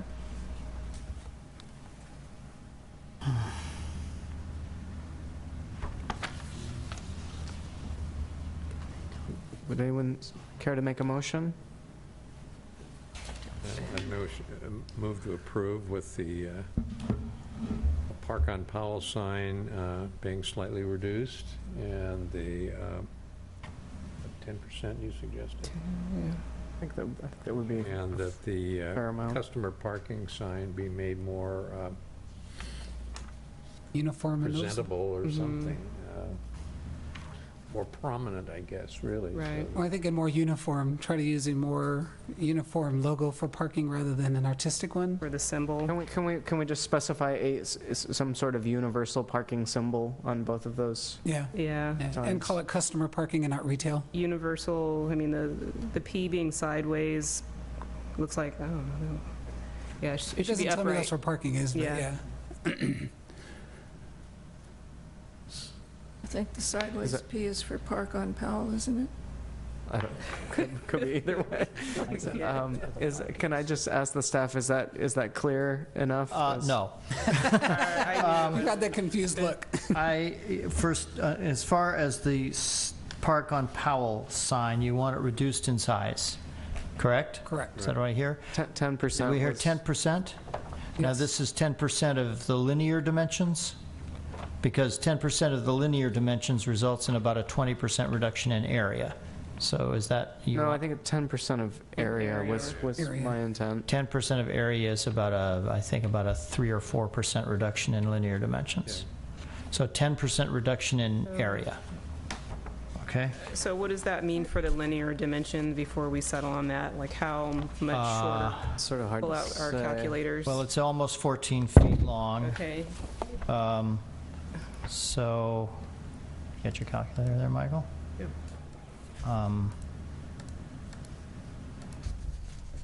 It would be reduced by about, zero.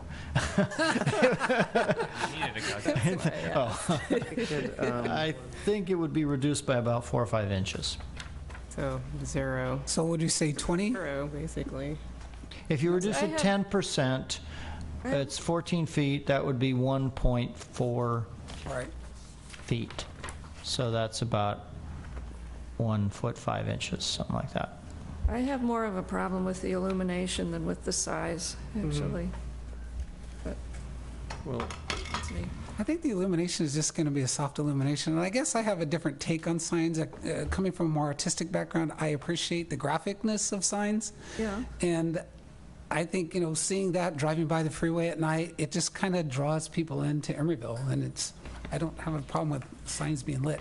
I think it's going to distract from the public art. I think it's got a big light piece next to it, and I don't think it adds to the visual composition. What about externally illuminated? How do you feel about if it was externally illuminated? That's not the way it is. It is going to be externally illuminated by all this light coming out of the light column. It's true enough. No, it's not. The letters aren't. I mean, dark at night. Behind it is going to be light because there's no light coming out of the letters. Yeah, that's actually, yeah, I don't know. Honestly, I think it would look kind of cool if they just put the sign on the light column and let it be lit by the light column. I mean, it would be negative lit, sort of, right? Huh? I don't think that would be good either. Well, and I think Commissioner Cardozo makes a point that this image is not really accurate because the letters will actually be dark, and it will be almost halo lit. Because it's the side light is where it's perforated, so the light will come out from the side of these. So the letters themselves are not going to be lit. The wall will be lit. The wall will be lit. And the letters will be dark because they're not lit. Is that correct? Yeah. That is correct. The face of the letters will not. Yeah. So it's going to be pretty subtle anyway. Yeah. And then just to clarify, so if we reduce the area square footage by 10%, and if the height of the sign is still remaining to be 22 inches, it actually, the length of the sign will be more like 12 and a half feet. So we actually, by reducing it 10%, you would shorten the sign by a foot and a quarter. I think they'd probably keep the proportionality of it, though, no? Yeah. I would hope. But I don't know. Well, I think it's pretty subtle, and it's not going to jump out at you. I do too. It's not illuminated. A reduction of 10%, it says here that it's 13 feet 9 inches, I believe. Yeah. So a 10% reduction would be 12 feet 4.5 inches. So Yeah, that's what I came up with. Are we getting much of a reduction by doing that? Foot and a half. We're getting a foot and a half. That's what I wanted to point out. We're not just getting 5 inches. It's pretty extensive. So it's pretty extensive. And I would suggest that you would want it reduced proportionally in both directions. Correct. Yeah. So 10% of the That's height what also. Commissioner Moss was saying. Presuming the light would still work. So instead of 22 inches, it would be about 20 inches. But that doesn't, mathematically, does that follow? If you reduce each dimension by 10%, I think you have effectively made more than a 10% reduction in area, right? Correct. That's what I said. A 10% reduction in linear dimensions results in a 19% reduction in area. Because each dimension is now 0.9 of what it used to be, and 0.9 times 0.9 is 0.81, which is 19% less than 1.0, right? What we're not seeing is what is the width of the letter. I don't see it on any of. I think it's 1.5. Thickness of the letter? Yeah. I think it's 7 inches deep. No, not Well, the the depth. letter itself is 1.5 Oh, inches. it's about 1.5 inches wide, the stroke. Oh, okay, so it's Yeah. There you pretty go. small. Mm-hmm, skinny. And in the P and the O, you're going to see the wall through those. Yeah, you'll see the wall in the centers of the A and the P and the O. Okay. So the lighting is going to be pretty low under any circumstance because you... Yes. I actually have a picture of a similar... Put it on the overhead camera. I think you can put it That work? on that, and it will. Where's that go? Switch to that. Sorry, I'm not. Oh. Yeah. Switch between? Yeah. I'll do that. Oopsies. But these letters are much bigger and thicker than Yes. what we're talking about. Yeah, they're much bigger and thicker, but you can see how the faces go dark and just the edge glows Okay, through the perforation. through the perforated metal. Mm-hmm. Yeah. So they are much brighter than... Well, but the letters we're talking about, these are pretty deep. The letters we're talking about would be at least half this depth? They're 7 Or about the inches same? deep. They're 7 inches deep. And that's what these are? Yeah, they're. I think these ones are 8, and these are proposed at 7. And then the letters themselves are going to be thinner than this? Yeah, they're thinner than that, and they're quite a bit smaller than these two. So that Thing that, glows that much concerns more. me more because I mean it's Yeah. more lighting than I had thought. I mean that's even shrinking the letters. That's I mean it's still that much lighting, right? Yeah, 'Cause it's still... the depth. If you go all the way around each letter, that's a lot of lighting. that's Yeah. going out. Yeah. Yeah, and that photo is making it look a lot brighter than it really is. It's a pretty subtle. Yeah, you Effect. can barely read the letters here, it's so bright. Well, these aren't mounted against a wall either, are they? No, they're mounted against glass. Yeah. So that's reflecting more light. Yeah, and these are much thicker letters. And these That's what I'm saying, yeah. So would it be something that if they were illuminated and then it became something that we felt was problematic and we asked you to turn them off, would that be something that that you'd be adverse to, or? No, I think they're scheduled to be dimmable, so that we will be able to adjust the light level. So I think if you get out and you have the art piece that's underneath the walkway and the two are fighting, I think they could be modulated. I think approving it with lighting gives us the option of one way or the other. Yeah. Yeah, and just so you know, our fabricator's having difficulty making them that thick, 7 inches deep. At the end of the day, they may only be 4 inches deep. That'd be awesome. Because it's so thin, the stroke is so thin, they're having trouble getting a soldering I tool would in imagine. to work on them. Yeah. So if you wanted to stipulate that they had to be thinned down to, 4 or 5 inches, I'd be fine with that. I think that sounds pretty good. Yeah, I agree. Let's make that the condition that you make them 4 inches, and that if we find them, as the community finds them problematic, and they ask the planning director to turn them off or dim them, we do that. Well, we have that condition in there already. There. Sounds reasonable?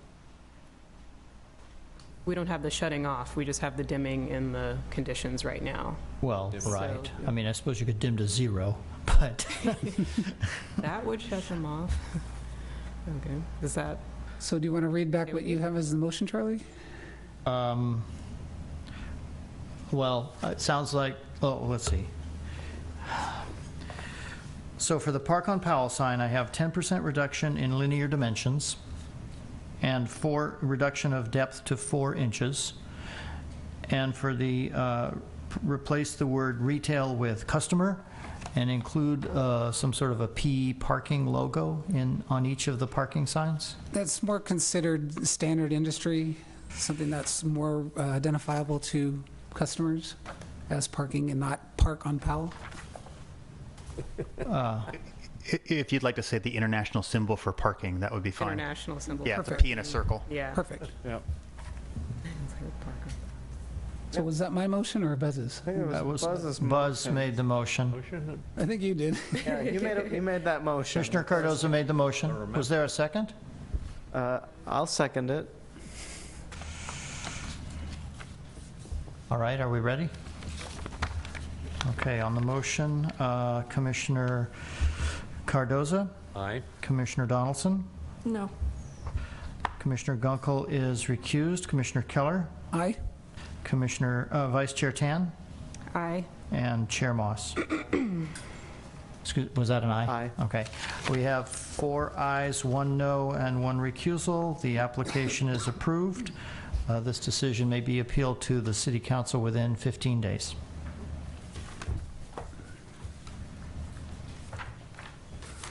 All right, moving on, we have a Park with a K project.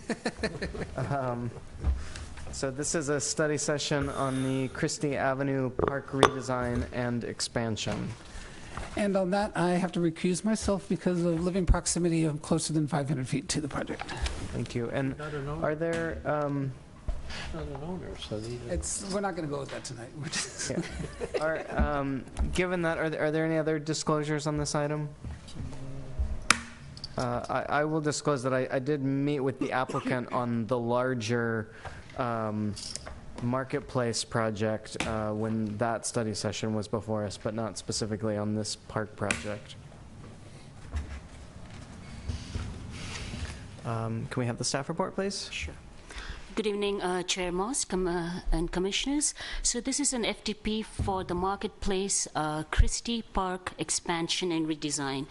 As you may recall, the Marketplace PUD was approved in 2008, and that project included a variety of mix of uses to replace the existing surface parking lots to create residential units to the tune of about over 650, 180,000 square feet of retail, as well as 120,000 square feet of office.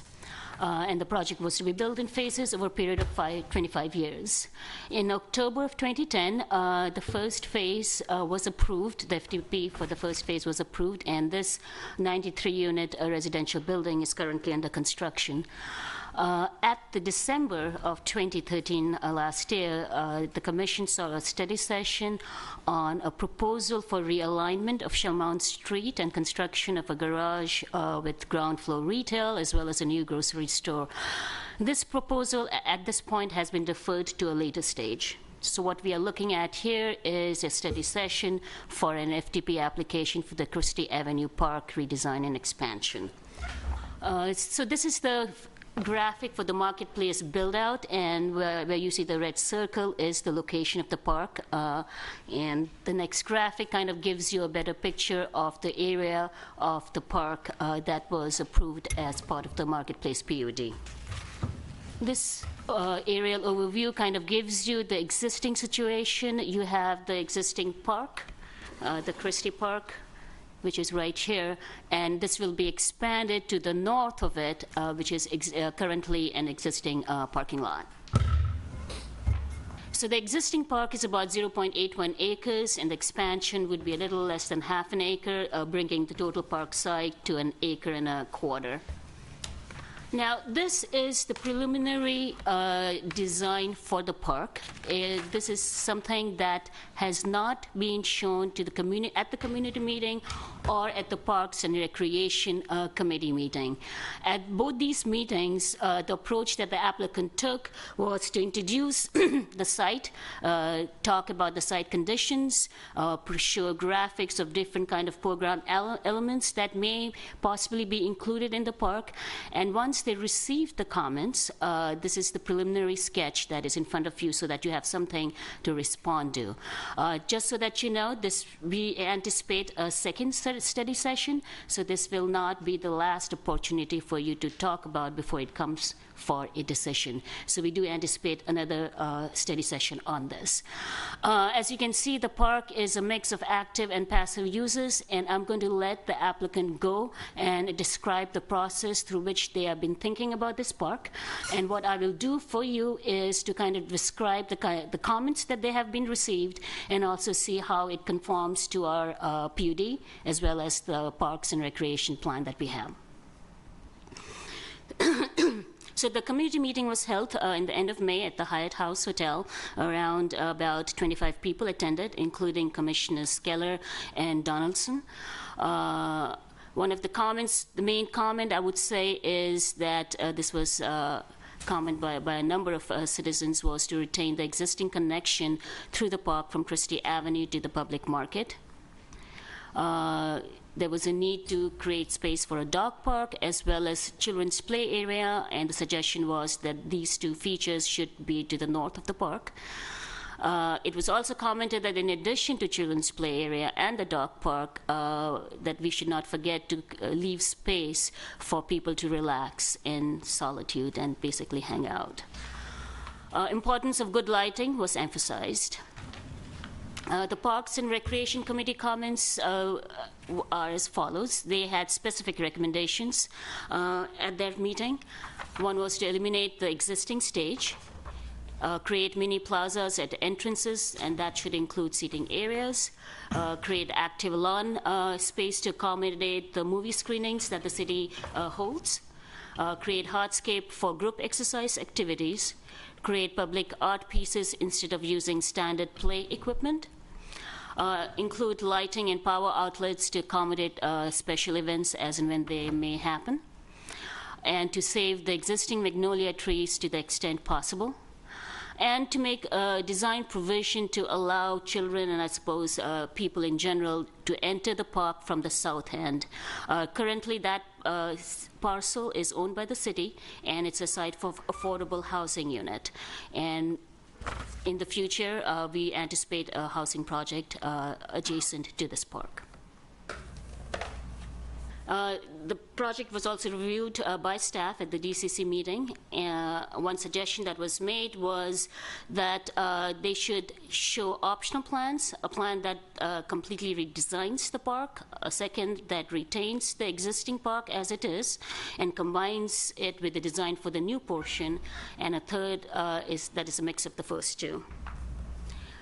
It was suggested that the play area should be incorporated as the key feature of the park, and this would be in keeping with the city's policy goal of creating family-friendly housing, which I believe the Commission is also a big fan of, to create family-friendly housing.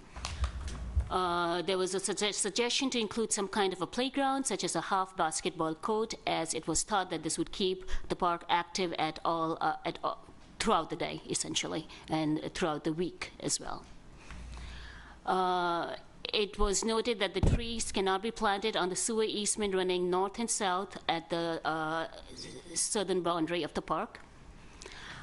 And it was suggested to save the trees to the extent possible. And it was made, and it was the public, not the public works, but the plan check engineer indicated that there are ADA requirements now that apply for recreation facilities such as a park. So the applicant kind of needs to heed to that. So in terms of conformity to the general plan and the consistency with this program with the approved PUD and PDP, well, the general plan designation for the existing park is park/open space, and that for the expansion area is mixed use with residential. And the zoning for the existing park is again park open space, and for the expanded area is PUD, and part of that PUD locates a park in this area. In terms of the park itself, it conforms with the PDP in terms of location, size, and the inclusion of pedestrian access through the park connecting Christie Avenue to the public market. The approved PDP also included a 6,000 square feet retail pad within the park. There's a typo there. This retail pad is omitted from the proposal at this point. We do believe the proposed park is in compliance with the PDP as there is adequate retail uses surrounding the park itself. So we have Parks and Recreation Plan, which highlights Christie Avenue Park as one of the possible parks in the city. And when the plan was drafted, they knew that the PUD included the expansion of this park, so they did have that information. And the plan's recommended park program includes a variety of features, and these include play for children, socializing and relaxing, picnicking and lunch, special events, arts and cultural activities, and respite and solitude. The plan's potential program elements include recreation with dogs and games. There are some, the plan includes certain site recommendations, and these are that to integrate, where possible, art to create play features, develop park, the portion of the 62nd Street, which is along Christie Avenue and the 64th and Christie residential project, to create areas where these are like plazas, and there you have seating arrangements there. They also, the plan also recommends to consider programming multi-use turf area for small dog off-leash play during low-use hours. So that so there are certain issues to be considered that we would want the commission to give us some input on. One is regarding program elements. Right now, the program elements that are included is a dog park, a lawn area for special events, and children's play area. Does the commission think that these elements are appropriate for the site? Does the commission wish to add or exclude any element? And does the commission think if there is adequate space for respite and solitude? The second is the play area. What we want to hear from you is regarding whether there should be more hardscaped area to create active play area and program space for older children, such as a half basketball court. In terms of the options, like I mentioned earlier, at the DCC, there was a recommendation that there be some optional plans, and we would like to hear would the commission support this, and would they want to see optional park designs.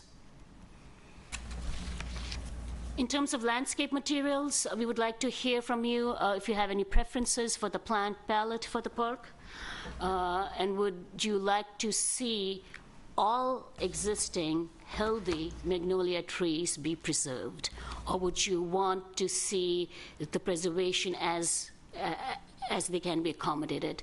And if you can have a clear direction, that would be helpful. In terms of retail pad, like I mentioned, the PDP includes a 6,000 square foot retail pad within the park. The proposed design does not include this pad. Is this exclusion of retail pad okay with the commission? So that concludes my presentation, and we are here to get comments from you on the issues that I just noted, as well as any other design or any other issues that may come to your mind. And like I mentioned, we anticipate having a second study session. So at that time, you would see a more refined design for the park based on the comments that they hear from you. And the applicant does have a presentation, and they will walk you through their thinking process in terms of what they consider possible for this park. So if you have any questions for me, I would be happy to answer. Otherwise, we do have the applicant here with the presentation. Are there any plans or just even like a general layout plan for the site to the south, the affordable housing site? No, we do not have. But this site is completely within the city's control, so it will happen. It's not caught up in the redevelopment chaos. I'm just wondering if we know where we want that path to connect. We have no idea. There's no RFP that has been even issued at this point. So it's pretty, yeah. I'm sorry. Did I miss? Were you speaking about the Christie Avenue parcels? Yes. The one adjacent to it. Yeah, those are not caught up in the state's issue with the property management plan. They're not part of that. So we do have the ability to go ahead and put those up for development right now. And in fact, the City Council is going to be having a study session on September 16th about the disposition of those properties. I get my question was more specific to the layout of this park, and is there any way to, if the park comes first, have the development tie into the park where we're showing a pathway stopping at that site right now, or one of the scenarios I saw does? Well, I think Miro mentioned that at the south side of the park there is a 15-foot, it's actually not an easement, it's actually a separate parcel that is also owned by the city. And all the utilities are I don't know if they still do, but previously all the utilities for the public market went through there. Because back in the day when the public market was first developed, before Shellmount Street existed, yeah, right there, the Christie Avenue was actually the only frontage that the public market had. And so the previous proposal for the property immediately to the south, which was the previous owner was Ted Dang, he had an approval for a residential project on that site that then obviously never ended up getting built. And that project did have a number of residential units on the ground floor whose front doors went right out into the park, and they would go across that easement strip. So I think any redesign of the park could accommodate a similar arrangement, and in fact that 15-foot strip that's immediately adjacent to that parcel has to be kept clear of any major construction. It can't have any trees in it, and it can't have any substantial structures in it. So it kind of dictates that it's going to be left open. The only real issue with it is that, at least as regard the Dang proposal, was that the grades, the ground floor, finished floor elevations of the building and that strip didn't exactly match, and so there had to be some sort of contortions with some ramps and some, kind of like if you can envision what Summer Thai has, that kind of depressed entrance on Hollis Street. It was a similar kind of a deal to that. Not insurmountable, but I think that certainly a park design, any park design here could accommodate whatever access has to come to the north from that parcel to the south. And I think it's also worth noting that any, project on that site would most likely have to come before the commission for a major design review. So I think, us or our successors would not look favorably upon a project that didn't appropriately address the park. Plus, it's owned by the city. We will issue the RFP. We have some control over what kind of designs that, even before it comes to the Planning Commission. We own the park and we own that piece of property, so we've got lots of control over how it ends up getting designed. So I have two questions. The first is, what was the motivation for requesting different park plans that incorporated the features of the existing park?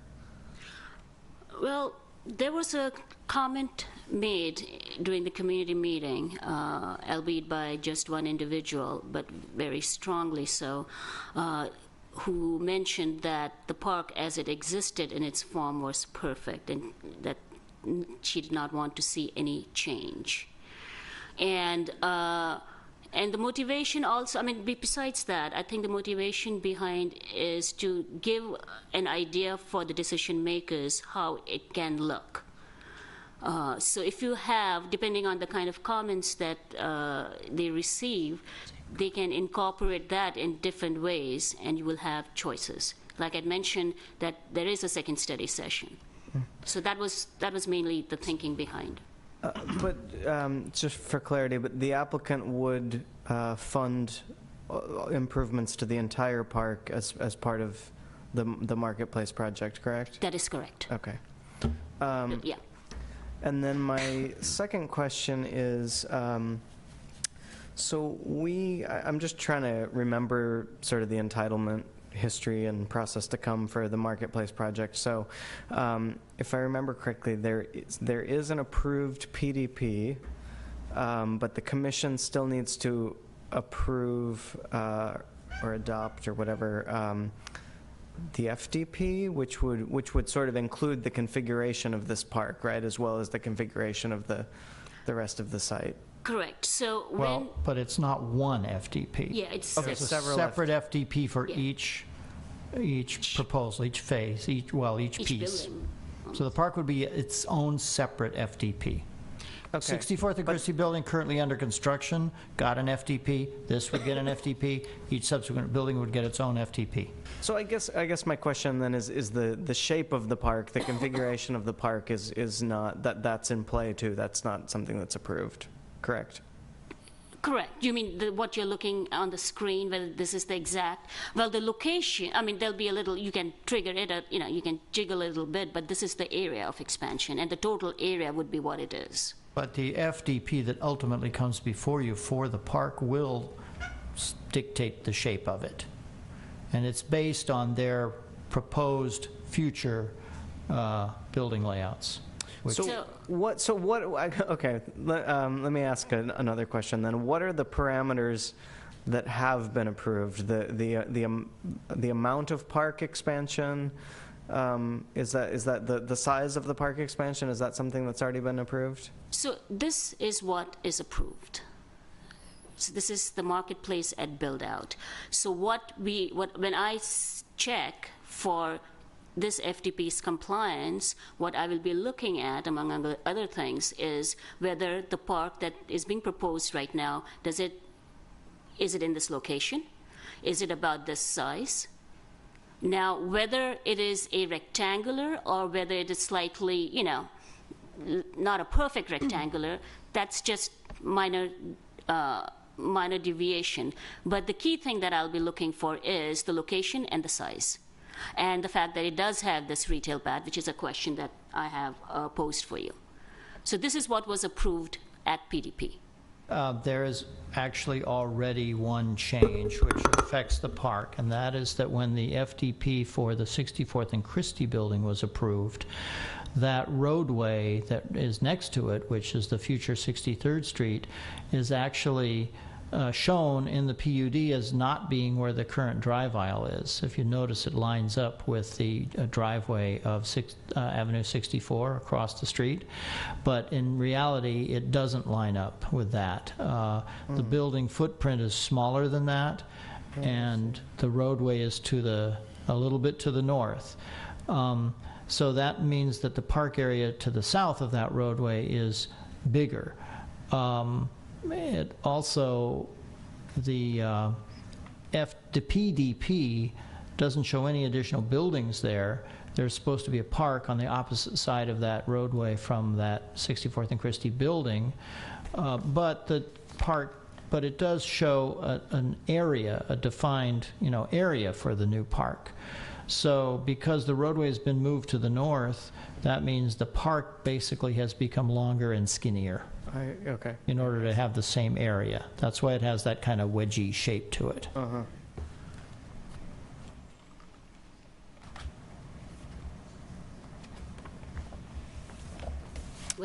I had a question. So one of the staff comments was that the plan check engineer noted that the applicant should be aware that there are now ADA requirements for recreation that might apply to the project. So can you elaborate on what those might be, or were they discussed at all? He did not elaborate at the meeting, and he usually says, just ask the applicant to come and talk to me. So he did not elaborate. So I don't know what those ADA requirements are. I know there's ADA requirements for traditional play structures about accessibility and landing pads and ramps in and out of the play area and things like that. If you're using berming and landforms and art elements and calling them play equipment, I don't know how that exactly translates, but it... Yeah, that's my concern there. Okay. So if there's no further questions? Okay. Thank you. Then we'll... I'll hand it over to the applicant. Oh, this is not yours. Sorry.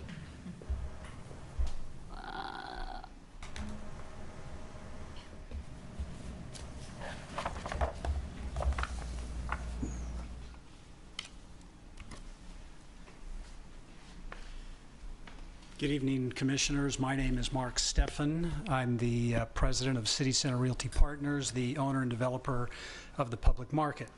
We're happy to be in front of you tonight to talk about the park. Just a couple of comments I want to make before I turn it over to our architects. In developing this plan that you'll see tonight, we spent considerable effort, time to make sure we incorporated the desires of the community. And I think as you look at our plan, you'll see that we did incorporate what we heard at the public meeting as well as the Parks and Recs meeting. Maru was right. There was one woman who said she'd like to see it the way it was, but the more than general consensus at that meeting was they wanted to see a renovated and updated park. And we also heard at the Parks and Rec meeting, we talked about sort of play structures like the basketball court, and that didn't seem to be something that the Parks and Recs wanted to see there. Well, I can't quite remember what the next point is, but it'll come to me later.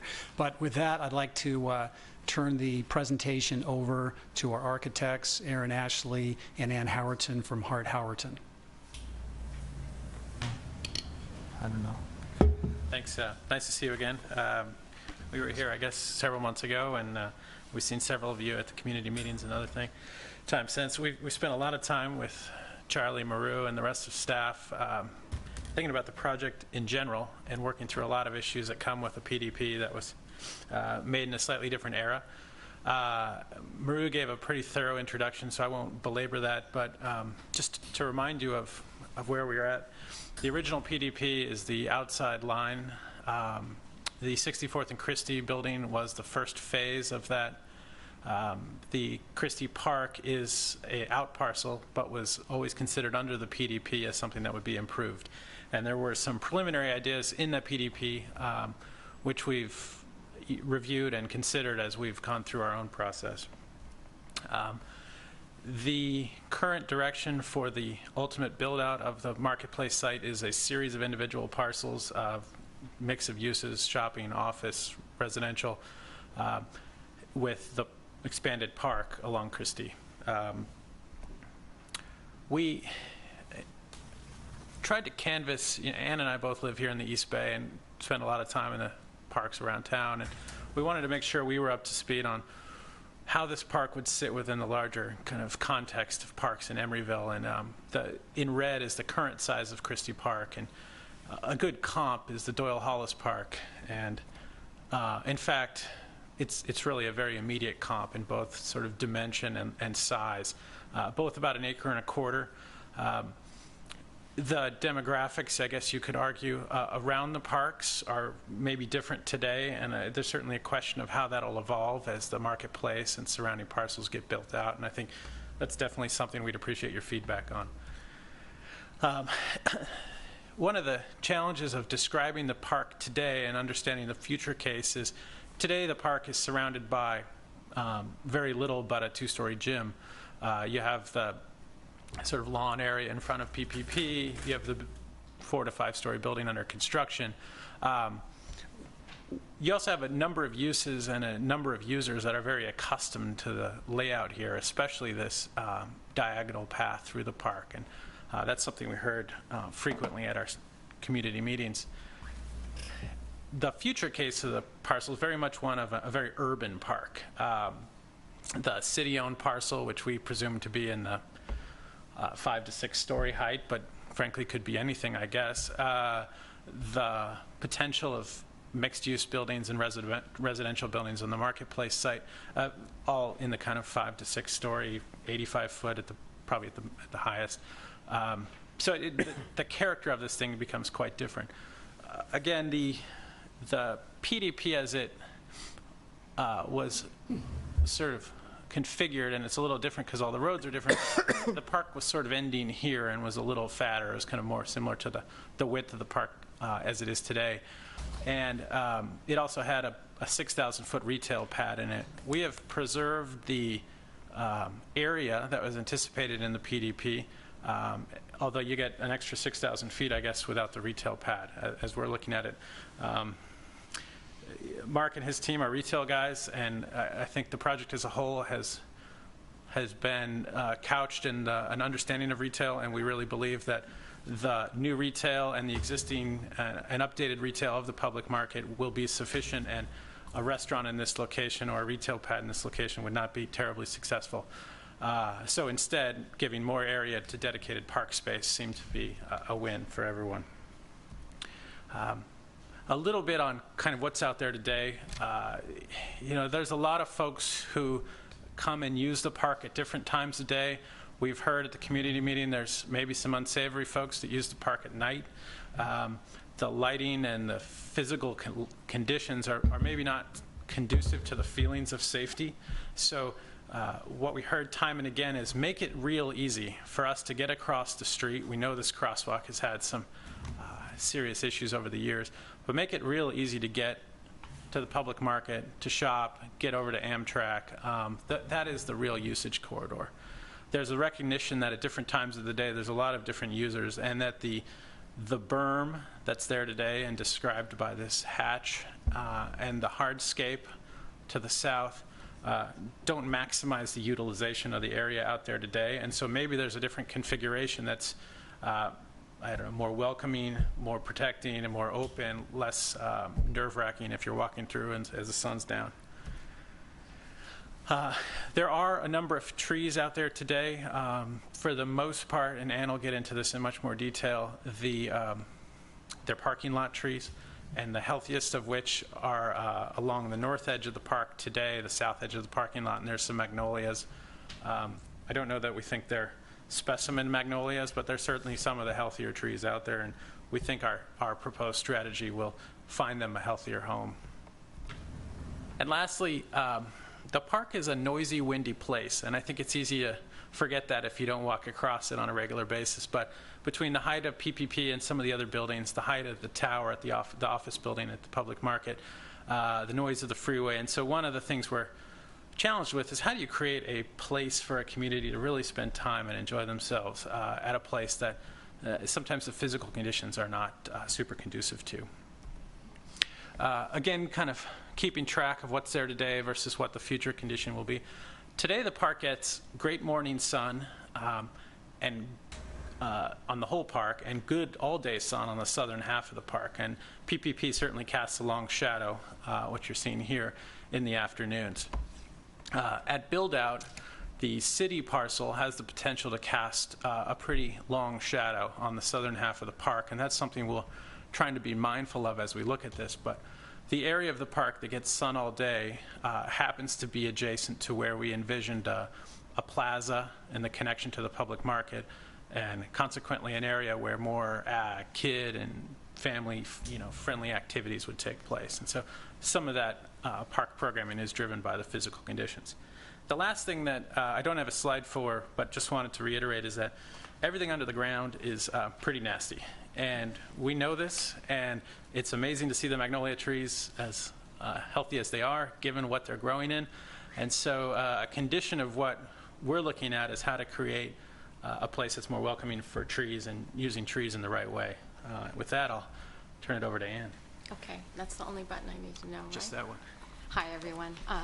Delighted to be here. Look, Can you speak into the microphone, please? yes, I will. We're delighted to be here again, and we look forward to your further feedback and discussion. We are engaged in a process, as you know, and we're listening very hard, and we're trying to be responsive here and create something that is going to contribute to Emeryville as a whole and to this community and emerging and developing neighborhood as well. So with that, we're going to transition a little bit and talk specifically more about the ideas that are brewing in our minds as we think about the specific design of the park, holding back from presenting you with the design because we're still investigating and talking about it and thinking about it.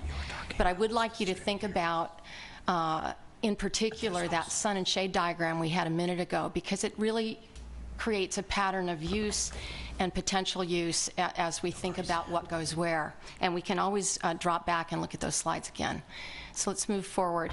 This is just to recap in detail what the scale of that berm is.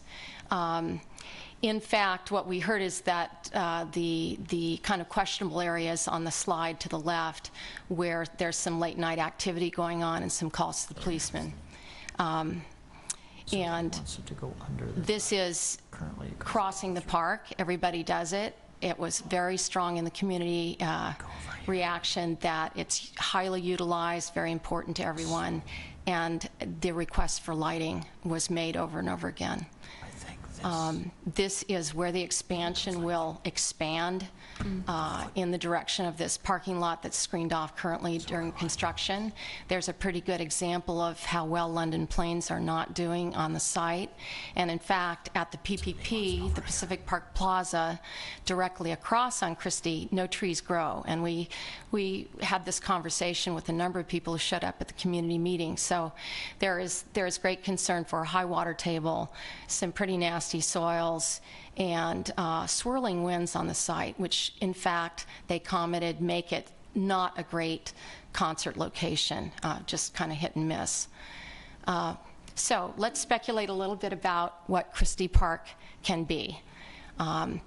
These are some slides that we already showed to the community people and again to the Parks and Rec Committee, just to engage, just to say we are working with the 2011 Emeryville strategic park plan. There were certain kinds of uses that were written down in that plan. Let's start by confirming if that's what everybody still wants. And in fact, this particular slide resonated with any number of community people who stayed after the meeting, who commented during the meeting and said, you know, this is how I would use the park. I want to come out, hang out on an edge observing, but perhaps doing my own thing. It's about that respite and solitude. Older user group, admittedly. Here's another one that resonated, got some chuckles because I mixed canine and feline references at the time. At any rate, there's clearly a dog user group. It's not specifically small dogs or large dogs, it's all kinds of dogs, although the PPP has a requirement or restriction that they be small.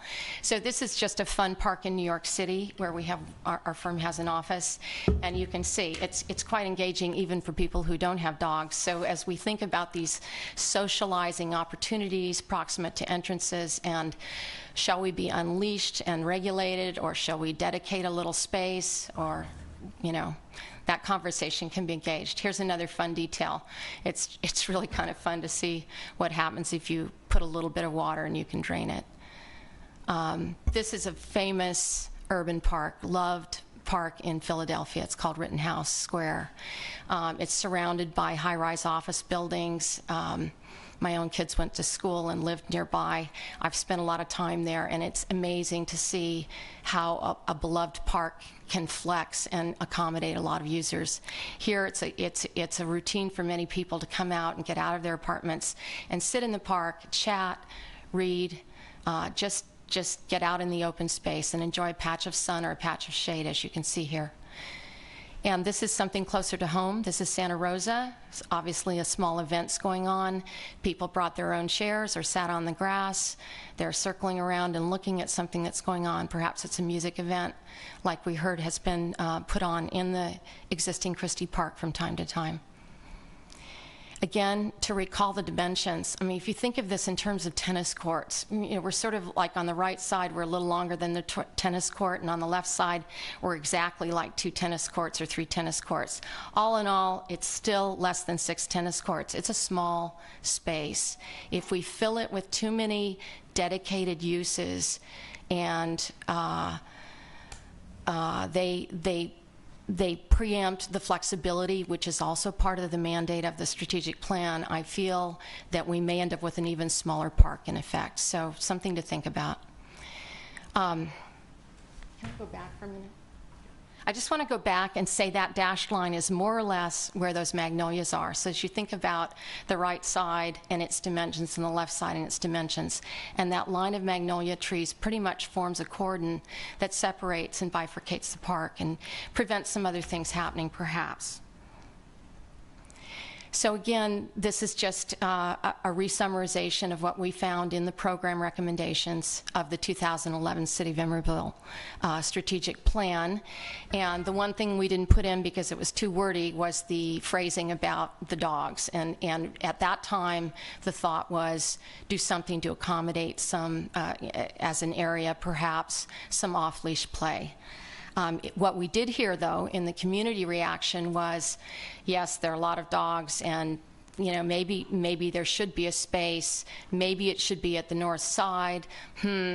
Yes, there could be some children in the future, maybe those two conflict. Let's think about it some more. And then we got a little more feedback on that from the Parks and Rec Committee. And I guess a little time has passed. These things have come on and been tested in some other locations like the Temescal Park. And they said, yes, we think it should be enclosed, but small scale. So that was feedback that was specific on that element. The conversations about play for children have been interesting. No one has come forward and said absolutely needs to be playground equipment. There would seem to be a resonance with the community to explore the idea of incorporating art, letting it be more flexible.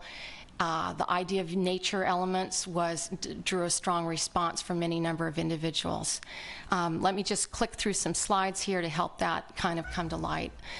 So these are just bubbles, and of course we could shuffle them around, but just in general, there's some obvious things. There's a coffee shop. There's some morning sun. Could be that hanging out could be happening on the north end of things. There is a bus stop. Of course, we've got all our circulation and our access connections here mapped out. Social gatherings, maybe that needs a Frisbee space, a picnic lawn, those sorts of things. So it's going to move in from those other busier areas. Event opportunity, that seems to link up to our Plaza Street, the fact that there's going to be a pulsing pedestrian street and retail hub and a marketplace that probably has vendor events, and that it's going to be very lively up there and could just naturally spill to an event opportunity taking place in the park simultaneously. Here's some ideas, just again, what do great parks do? They accommodate recreation, dog walking, sitting around, chatting, having coffee, strolling with a baby, with a toddler. Again, this is our edges, our preliminary thoughts on the edges, and this was confirmed through conversations with the local residents, is that that berm actually doesn't prevent the wind from coming into the park. The park is in a pattern that's created by just the onshore breezes and it's aggravated by the towers, and it does in fact swirl. So what we can do to accommodate some shelter, their suggestion was localize it to a plaza where exercise could occur, or to a few benches here and there. It would be a nice thing to get out of the wind sometimes. Here's an example of where you can sculpt an edge, maybe not this many trees, but the point is the shape doesn't allow seeing into the park or using the shape of the berm itself, but gives some definition to the edges of a park. This example is in Mission Bay in San Francisco. This again is Mission Bay, San Francisco. Using grasses in a shoreline condition is sort of an obvious choice, and of course we have some great native grasses that would do very well in the wind, and that are also drought tolerant, low maintenance, and all of those good things. Trees, not to belabor it, we're going to use a horticulturist with a soils background. This is Nelda Matheny. She's known nationally. She's really known in the Bay Area. She knows her stuff, and she's helping us already, and she's going to help us figure it out. I would say this doesn't need a potpourri of botanical garden kind of plantings. It needs to be simple, highly usable, attractive, easy to maintain for the city, and stay on our mandate of being flexible. And we'll need to elevate where the trees go. We've got soil volumes to consider. There'll be good soils, good drainage, and at the same time we're elevating them into the wind, and what should that be? This is an example of a great tree. We would be lucky if we could achieve this. I would say I'm not being cynical here. I don't think that's on the table. So I think it's more important that we create a great sense of the space, sculpting the edges, using appropriate plantings, and something shorter that can be masked, that can help to define the edges, and perhaps some of the magnolias, and we'll get into that in a minute. This is again back to something that's been done recently in the Mission Bay area, and the sculpting, the lawn areas that are used for any number of things. Here are our entrances again. We're mindful of that. We're very interested in trying to respond to the new information on the city affordable housing lot. We don't know a lot, and you know what we know, which is that it hasn't been designed yet, but certainly our intention is not to close off that opportunity to connect.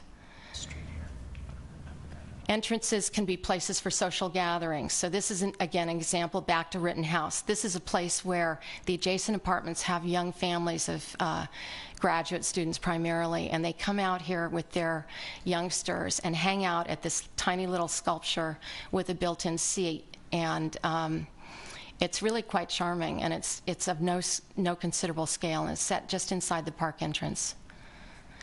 Here's where messages can occur, and we will have to decide how to regulate the pet situation to keep it clean for everyone else. Our thinking still is concerned with creating an interesting and direct but somewhat interesting connection across the park. That came up in discussions again with the neighbors. They said, let something happen on the way across the park.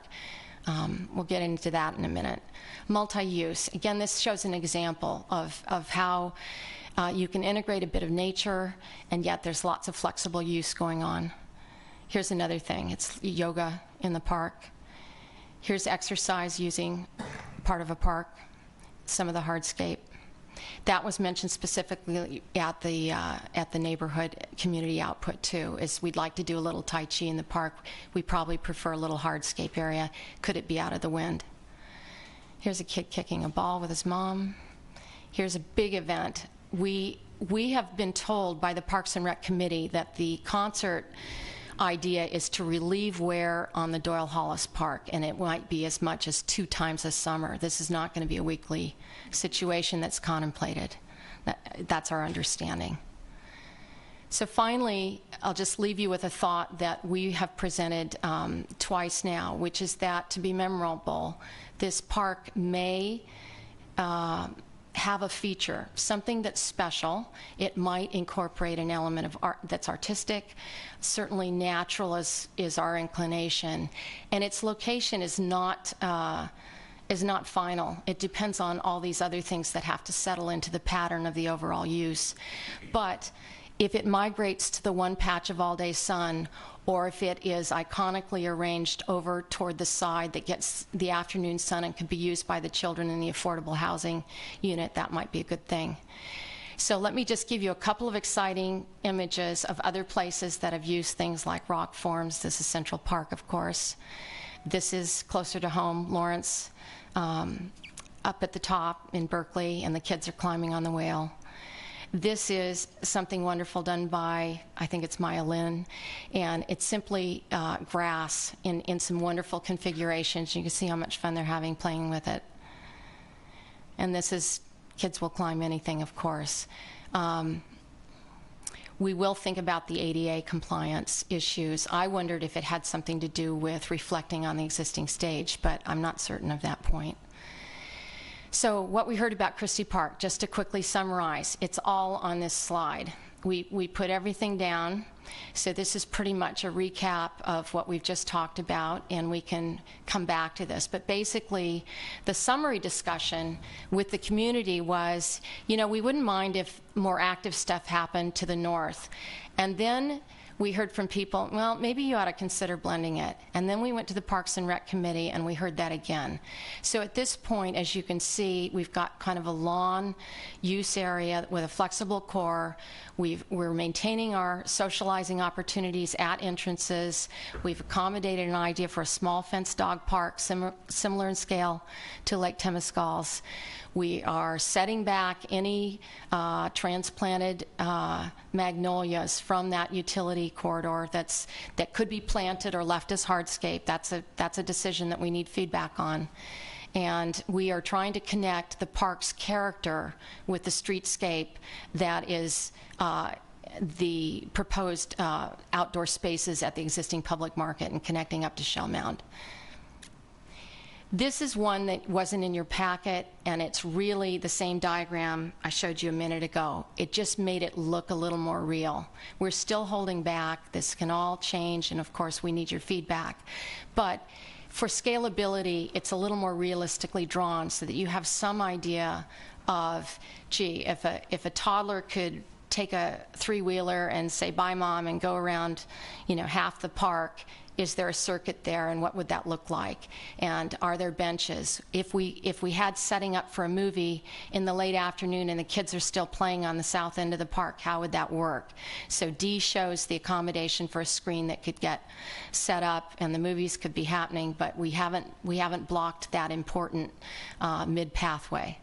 Some thoughts on up at B, that because that's all-day sun and because it's the major connection to any events and the marketplace and the retail street, that's going to be a beloved place to hang out in all times of day.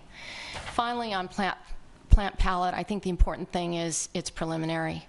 It's certainly the lower row is close to what I have in mind. The upper row could all change based on fact-finding about the exact water table and how much we can really elevate as we get into the sculpting of the berms, or whether or not, in fact, we have feedback that is a solid idea.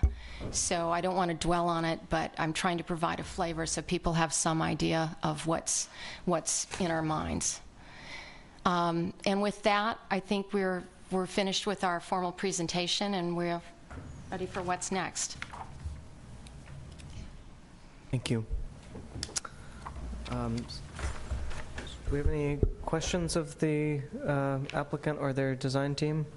I had a question. So on this diagram, we actually do have that in our packet, and one of the questions that I had was on the legend, where were you identifying areas where there would be respite and solitude? That's one of the items that we're being asked to comment on.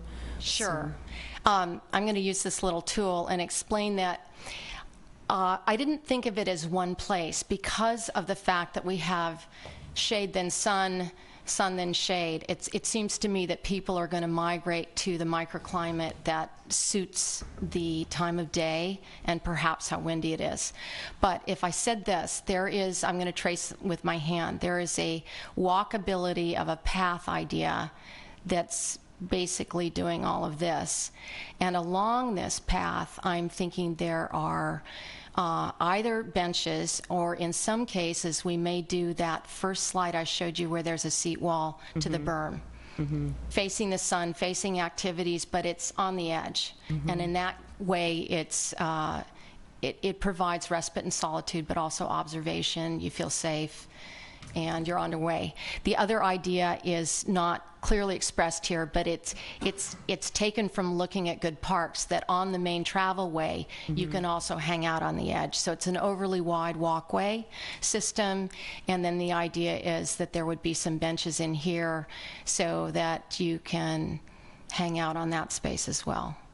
Other than that, there are these little gathering spaces that are at these entry points, and those, again, depending on activity level, could be a place for just quietly drinking a coffee if you come in from the coffee shop, or coming over from this neighborhood. If they're young families, they might do that thing that we saw at Rittenhouse.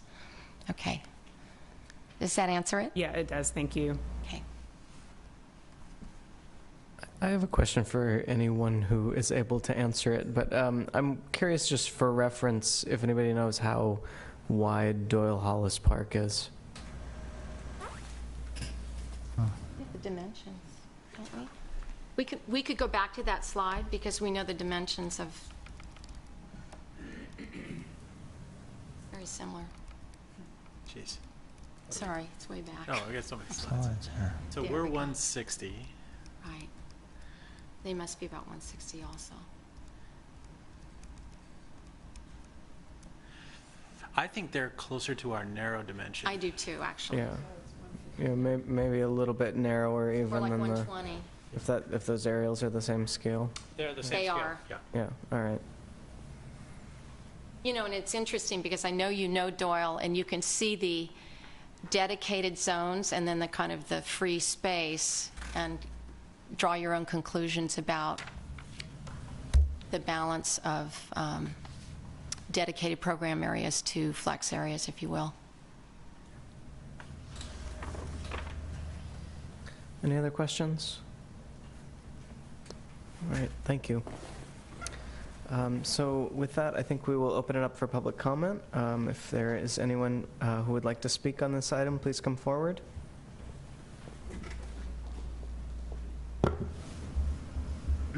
I'm John Jackson. I live at Pacific Park Plaza. I have two comments. First, a question about Doyle House. I think it's much larger than 1 1/4 acre.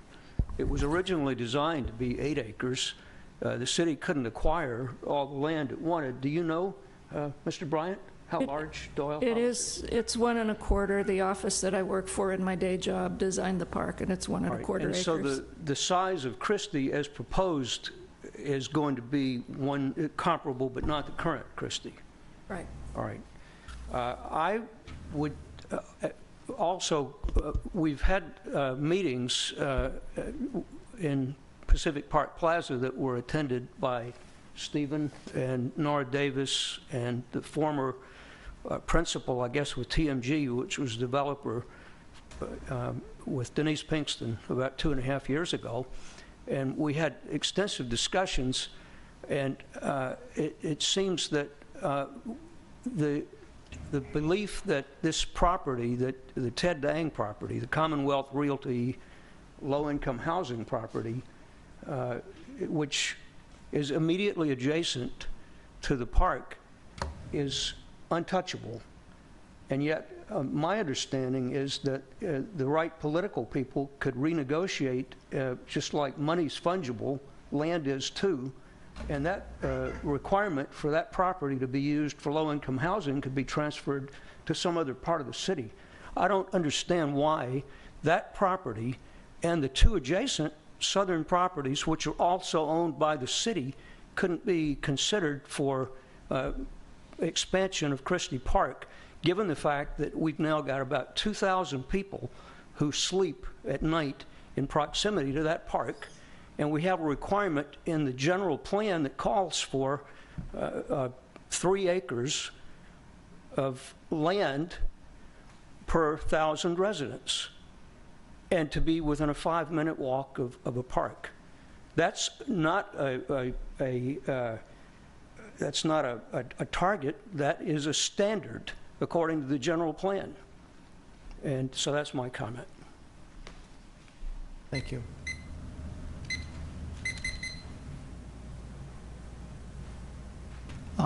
Could the speakers please sign in on the clipboard after you finish speaking? It's over there in front of Sarah. Will do. Thank you. Good evening. My name is Jerry Copel. I also live in Pacific Park Plaza, and I stare out at this park constantly every day because it's right in front of me. It's the first thing I see every morning, last thing I see every night, so I have a particular interest in that. So I've heard a number of comments about, and I have several items here. First is the trees. I heard there would be a quote, there would be a healthier place for the trees. I believe you commented, and the last diagram that you showed during your presentation had trees around the periphery. Can you, excuse me, sir, can you address your comments to the commission, please? I'm sorry. I would like are they called the applicants? I would like the applicants to answer the question of whether or not the trees that are depicted in the last diagram they showed are the very specimens that are currently in the park at the northern end of the existing park. That's my first question. It's not to the commission. Sir, you have 3 minutes to make your comments. Okay, so that's a question.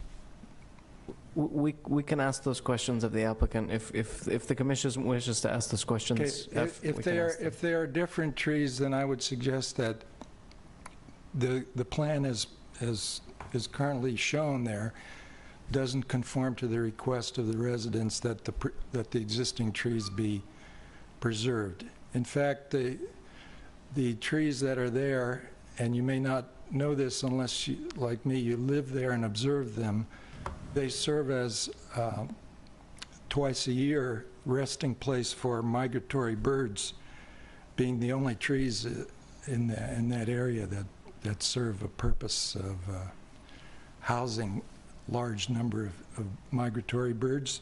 So there may be, in fact, some, for all I know, some legal requirement by the state that clumps of trees that are used by migratory birds need to remain where they are. And I'm not an expert, so it's just a question. The other comment, because my 3 minutes are going, would be that I'm not sure exactly what kind of periphery is being considered. Right now, the existing park is not friendly on the eastern side because it feeds directly into parked cars. So if you're sitting on the park benches that are at the northeastern corner of the existing park, your next door neighbor is a line of parked cars. So I would simply request that whatever periphery is built, it be a wall that's acoustic and acoustically and visually separate from the parking lots, the parking lot that's on the east side. Is my time used up? Yes. Thank you.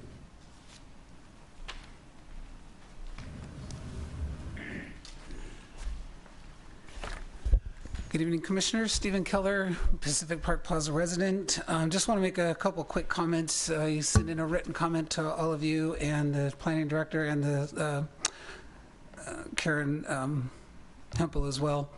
But I'm really very strongly suggesting that the dog park must be larger than the one at Temescal Park or at Lake Merritt, wherever they were suggesting. It needs to support all dogs in our neighborhood. And our neighborhood is about 40% large dogs and 60% medium to small dogs. Both the apartments at 64th and Christie Commons allow dogs to the size of Labradors, and there are several of those dogs, and they need to be accommodated in the park as well.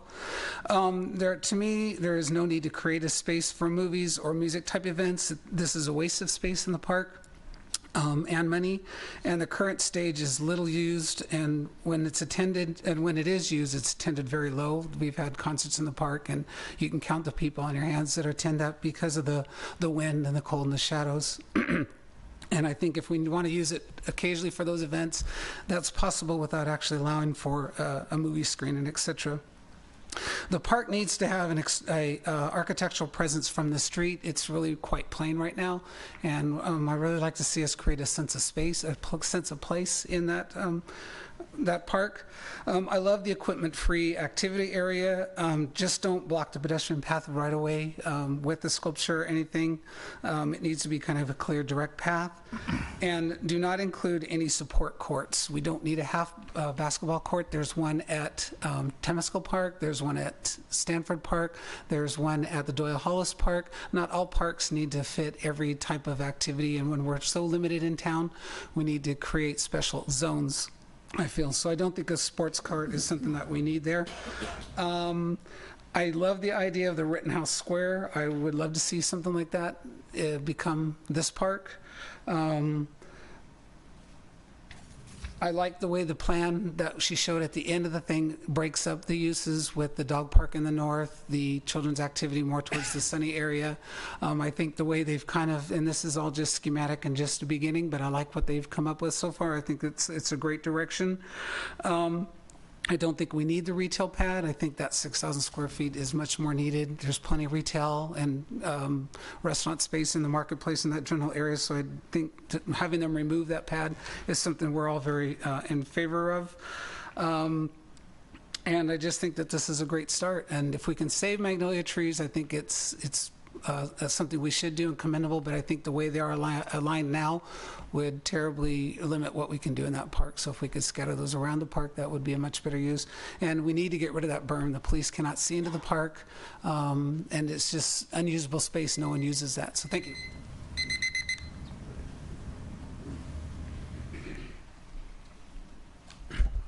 Hello, I'm Dennis Kane. I live at 64th and Christie, and I've lived in Emeryville 6 years. And during that time, you know, Emeryville's changed a lot. There's a lot of people now, and there's a lot of young women with babies and carriages. So we have needs that didn't exist when I first moved in. And this park idea is really terrific. I mean, I'm really glad to see these forward-thinking people. I agree with Stephen on some of these issues. That berm is dangerous. I mean, there are funny people living there at night. You know, the police cannot see when they go down the street there. So from a safety standpoint, it's really glad to see this is going. We don't need a basketball court. We need more area for young women and little kids to play. I was walking today down Christie, and about 10 o'clock, right in front of PPP, there were about 3 or 4 mothers with little kids playing on the grass. We don't have enough of that for these people. You know, we really have to address the new population that's growing. I think it's a great idea what we have here. We can be expanded upon, but I think we're definitely headed in the right direction. So that's my less than 3 minutes talk. Thank you. Any other speakers? Chair Moss? Yes. Marceline Kraftchick, who lives at Pacific Park Plaza, had to leave because she can't drive after dark, and she asked me to read her comments to you, which are, she just wanted to raise the issue of the park as a noise source. She's concerned about that, aside from occasional music programs for hundreds of residents in, what does that say? Oh, on for hundreds of residents on Christie. Otherwise, the recommendations look fine. Thank you. All right, if there are no other speakers, we'll close the public comment period. Does anyone, I know that I have a couple of questions that have sort of come out of the public comments. Does anyone else have any questions? Can I go ahead and ask my questions then? I'm trying to remember. So I'm curious about the site adjacent to the city-owned site adjacent to the park on the south side there. Was that site purchased with housing funds? Is that the... Yes, that's my understanding. Okay. The other 2 parcels that are further south on Christie were not. We own everything down to actually just beyond what is called 59th Street. Okay. So that 1 parcel was purchased with housing money, the other 2 were not purchased with housing money. Okay, just to be clear then, so in its role as the successor agency, the city then is obligated to provide affordable housing on that site that was purchased with? Well, this is one of the issues that we're going to ask the City Council to address in their study session on September 16th, is how to deal with the fact that that 1 parcel was purchased with housing money, and yes, we do have an obligation to provide affordable housing somehow, but it's really a legal question that we haven't had a chance to explore yet, whether it has to be on that parcel or could be spread throughout all of those parcels or even somewhere else in the city. I don't know the answer to that. Okay, well, that's interesting. I look forward to hearing more about that issue. Mm-hmm. And then I did just want to invite the design team up if they wanted to just quickly address the question that was raised about the existing trees. Sure. Sorry.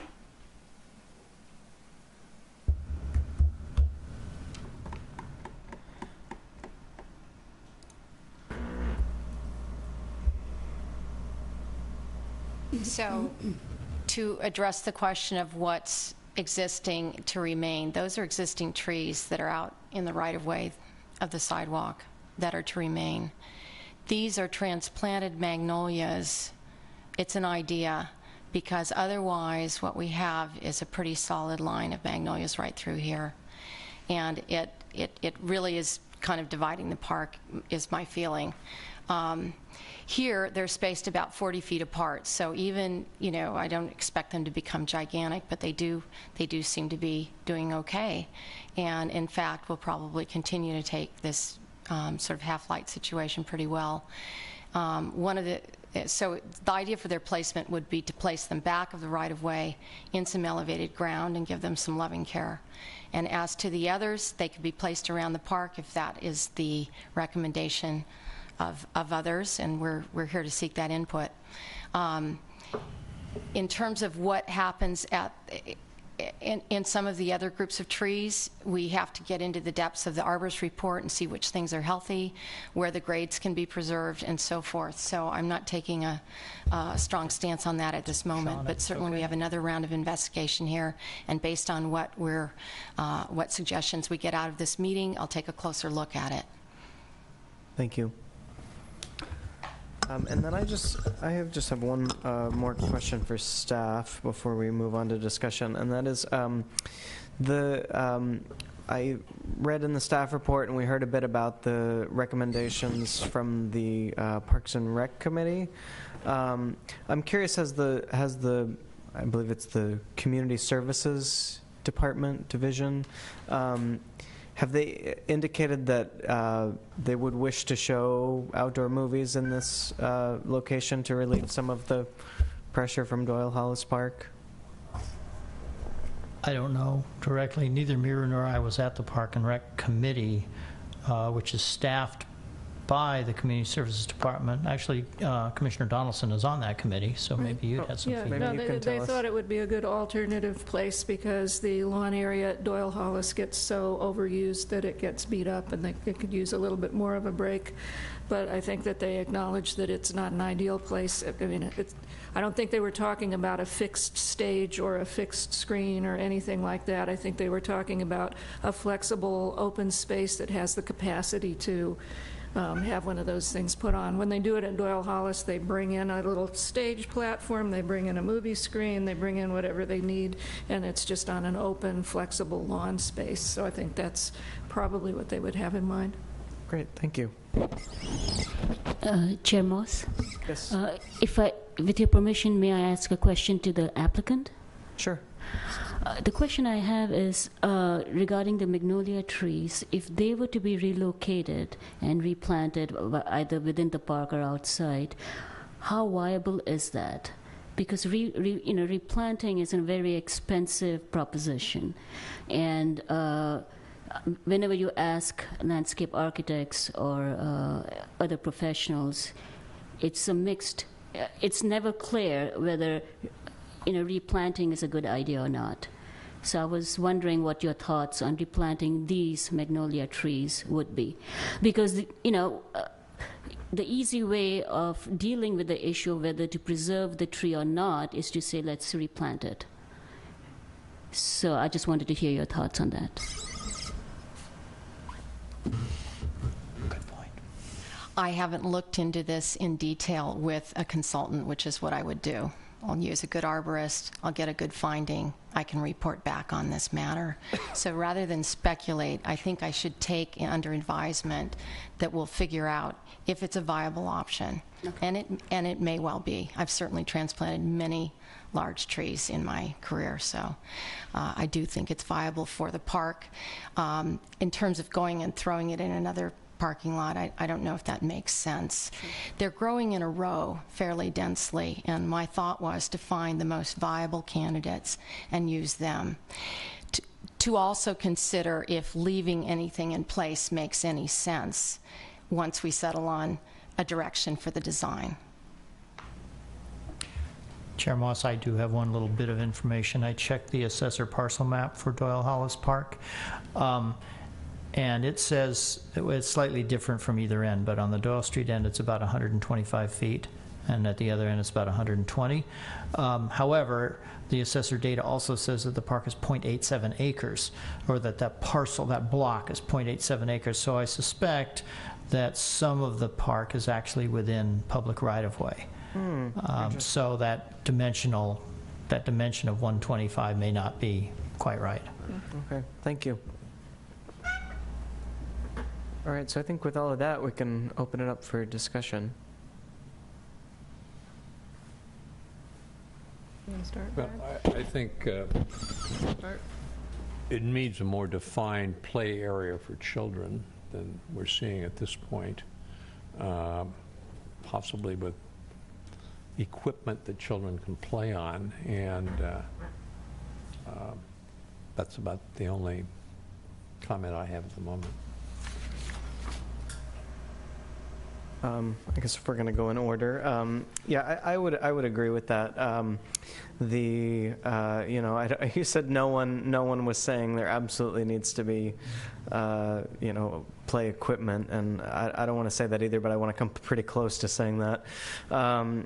Which is just that, you know, when I look at other parks, like, you know, just to use the parks we have here in Emeryville, Temescal Creek Park and Doyle Hollis Park, I think that is one of the key elements that brings people to the park, that makes it a destination, is the play equipment, the equipment structures. And I'm really sympathetic to the notion that you know, children are adaptable and will play on whatever is there and use a variety of things. I think that is true.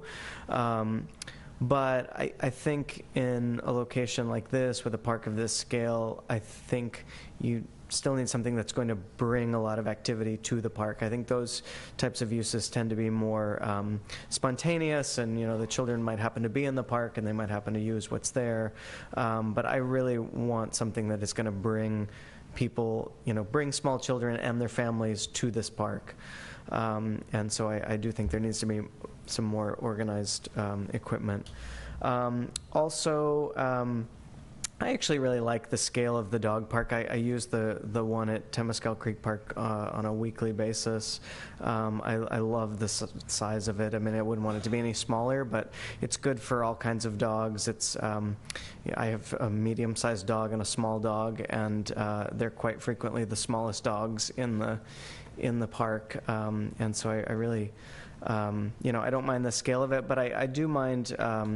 I think the shape of it in this rendering it sort of makes for a lot of underutilized space. I don't think round is the best utilization. It just looks like it's taking up a lot of space on that end of the park that I think could be better utilized. So just in looking at the diagram and looking at this slide that's up there now, it seems to me like it kind of wants to be, like that dog park kind of wants to be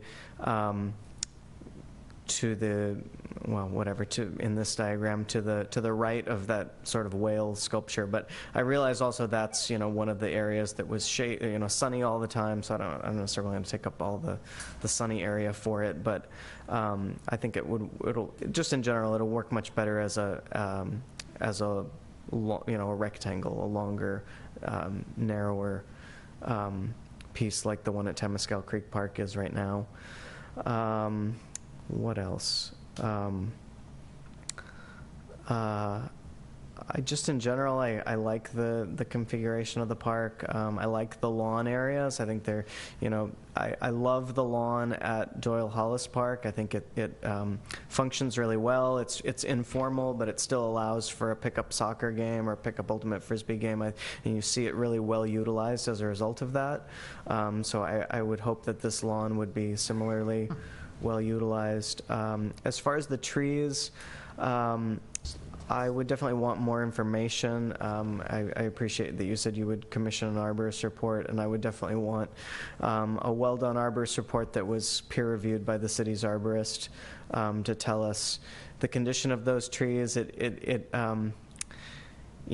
makes me concerned that, to talk about those magnolias, and it sounds like despite all of the obstacles, they're actually doing fairly well. So I would hate to lose them, but I realize they're in a very unideal position for the expansion of this park. So, maybe one or two can be saved in the existing location as things get designed. And we'll see if the rest can be relocated or what. I also want to be conscious of the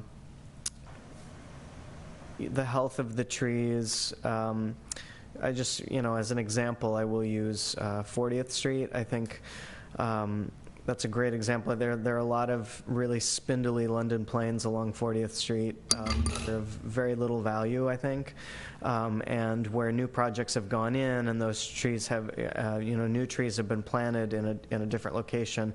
It's really like a long age song. It's really a dramatic change. The new trees that are there already, to me, have immensely more value than the spindly trees that were existing, even though they're older. So I know tree planting technology has changed a lot in the last decade or two, and so I would definitely want more information on those types of things. Are the trees that are there existing, or, do they have capacity to grow to their fullest? Are new trees going to grow and develop better, quicker than the existing trees? Those types of questions. I think that in general, those are my questions. I just jotted down something. I just want to make sure I addressed it. Yeah. So I think that concludes my questions or my comments, and I'll just pass the comments along. Well, having been at 2 previous meetings, I think you are hearing a lot and you're listening a lot and you're reflecting what you're hearing really well, and I appreciate that. I like the permeability from the edges. I think the entry areas as gathering spaces is good, and both the physical access and visual access into the park is really important. I think that you can use the pathways to create those spaces, the eddy spaces for people to sit in quiet, by themselves quietly, and people may walk by or not, and that's fine. I think it's worth exploring. There's so many different kinds of creative play equipment out there that it's worth looking at some of them. There's just all of these new designs all the time that are less, they're not the traditional monkey bar things. The things in Doyle Hollis Park are used all the time. It's just all the time. And that flexible lawn space, I think, is really versatile. And I live across the street from Doyle Hollis Park, and I sit there every weekend, look out the window, and it's just really, really well used. And it's partly because there are those flexible spaces, and there's places for small groups and larger groups, and every weekend there's a bouncy house or 2 bouncy houses, which beats the lawn up, but it's a really well used park. And some of the relationships in that park, I think, can inform what's going on here as far as the dedicated area where there's activity. In this case, not a basketball court, but a dog park. That's going to attract one group of people, and they're going to flow over to other parts of the park, or maybe other family members are going to use another part of the park while they've got the dog in the dog park. So I think that there's a lot of things that are working really well here. I do think the play stuff is important. I think the dog park would be a really well-used area. I think that it really is going to depend on a serious arborist study to figure out what to do about the trees. They really aren't in a place where it works very well for expanding the park. And one thing that occurred to me when you were talking about how closely together they're planted and growing, that really makes me wonder how much harder it would be to transplant them, because they're going to be having entwined roots, and it's just... It's a shame. I would hope that some of them can be preserved, but if they can't all be preserved and something else can grow and Nelda can figure out how to make it grow, that would be, I think, preferable to have more trees with a better chance than trying to move something that is not likely to do so well.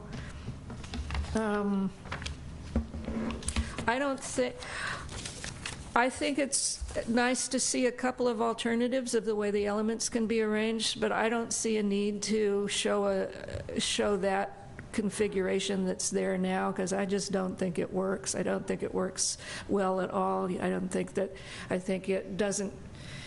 There's so much unusable space in that park. There's such limited visibility into that park. I don't think there's any reason to pursue that design as part of this going forward.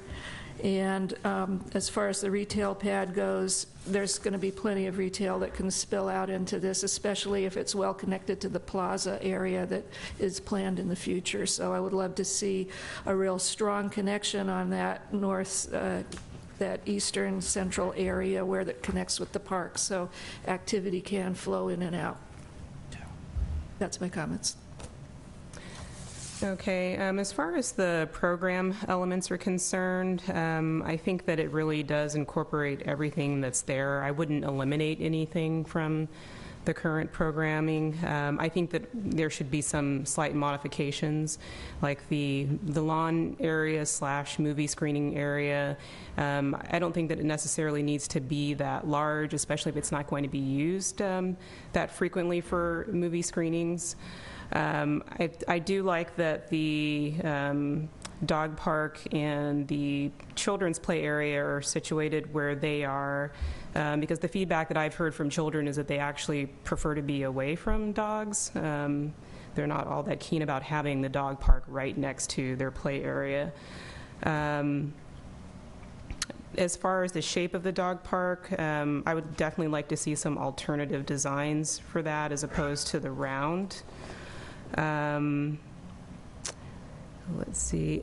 For the play area, I think that the size of the area is really good. I would not like to see it reduced, and I definitely want to see, I agree with the comments that I've heard so far about providing play space, and I understand that there tends to be, or at least there was said to be, an older crowd in that area, but that really is changing, and we definitely need to acknowledge that and encourage people with families, because the demographics of Emeryville are changing, and there are younger folks here who are going to start families, and they already have, and they are living on that side of town. So I definitely want to support keeping this park as a place that will attract children, as well as folks that don't have children.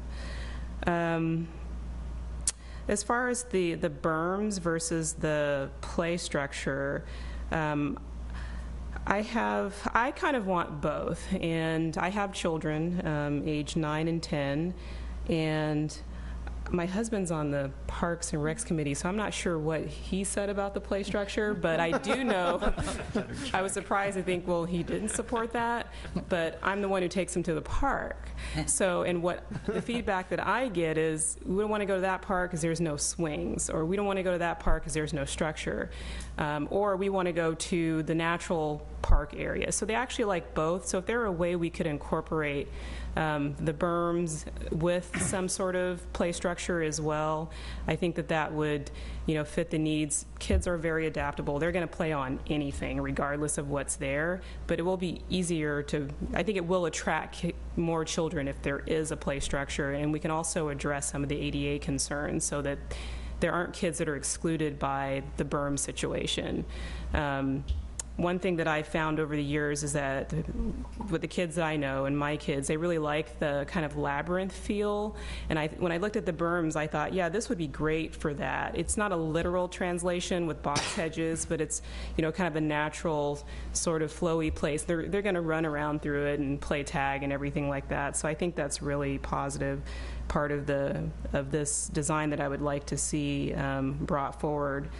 Would I like to see optional designs? I think that this design looks really well. As far as options, I would definitely like to see different configurations on the dog park scheme, a little more fleshing out of the art as play structure element. And with that, would definitely like to see the shadow studies updated the next time that we see the presentation. So if you move things around, we definitely want to see how the lighting and the daylighting is going to shine on those areas. I didn't really have any comments on the landscape materials. I think, or the question was really relative to whether we save the magnolia trees or not, and I think it's really going to be dependent on what the arborist says. We're not going to move them to East Bay Bridge Center. As far as the retail pad, I don't think that it needs to be there. We have plenty of retail there as it is, so I think that it can be excluded. My concern is that if we have a retail pad just plopped there, that it will be hard to keep a tenant there. It will be, it could end up being empty quite a bit, or just having a slew of different tenants that have a high turnover. We don't really want to see that. Yeah, I think that's it. That's all I had. Nice job. Yeah, a lot of the successful park examples that you showed in your slides were ones that were not trying to be everything to everybody. They picked sort of one main approach and might have had some other periphery elements to them. And so, I think that there's some components of this, like the performances or movies or whatever, that might not even, I don't know. I would actually look to take some things out to give it more breathing room. I think right now, Doyle Hollis Park is one of those parks that does try to be everything to everyone, and last time I was there were, I think I was tossing frisbee, and there were people playing volleyball, and there were cookout and skateboarding and kids playing, and everything just overlapping with everything else, and it has a very chaotic feel to it that if you're looking for relaxation, it's not the place to go. If you're looking for a place to read a book, it's not the place to go. And so trying to figure out how to strike that balance is going to be a key component to it. And having more trees, I don't know, and I'm sure you'll find out how you can, what trees will work, how you can make it work, but creating that environment, I think trees create a real sense of shelter and reflection and privacy that if you have just trees on the perimeter and not trees sort of intermingled throughout, you'll have a hard time creating that kind of relaxing environment. Let's see here. As far as the kids' play structure, sculptures go, I do like the idea of using art or natural elements as play structures.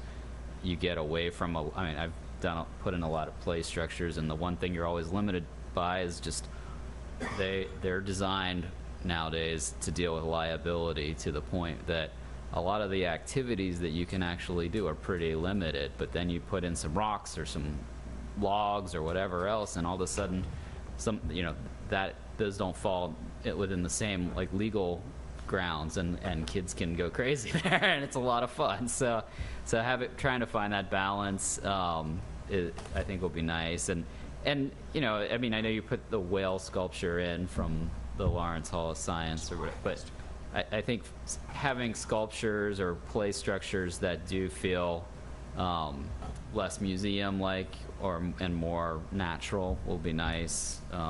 Andy Goldsworthy-like, or some of the things that you find in the Presidio.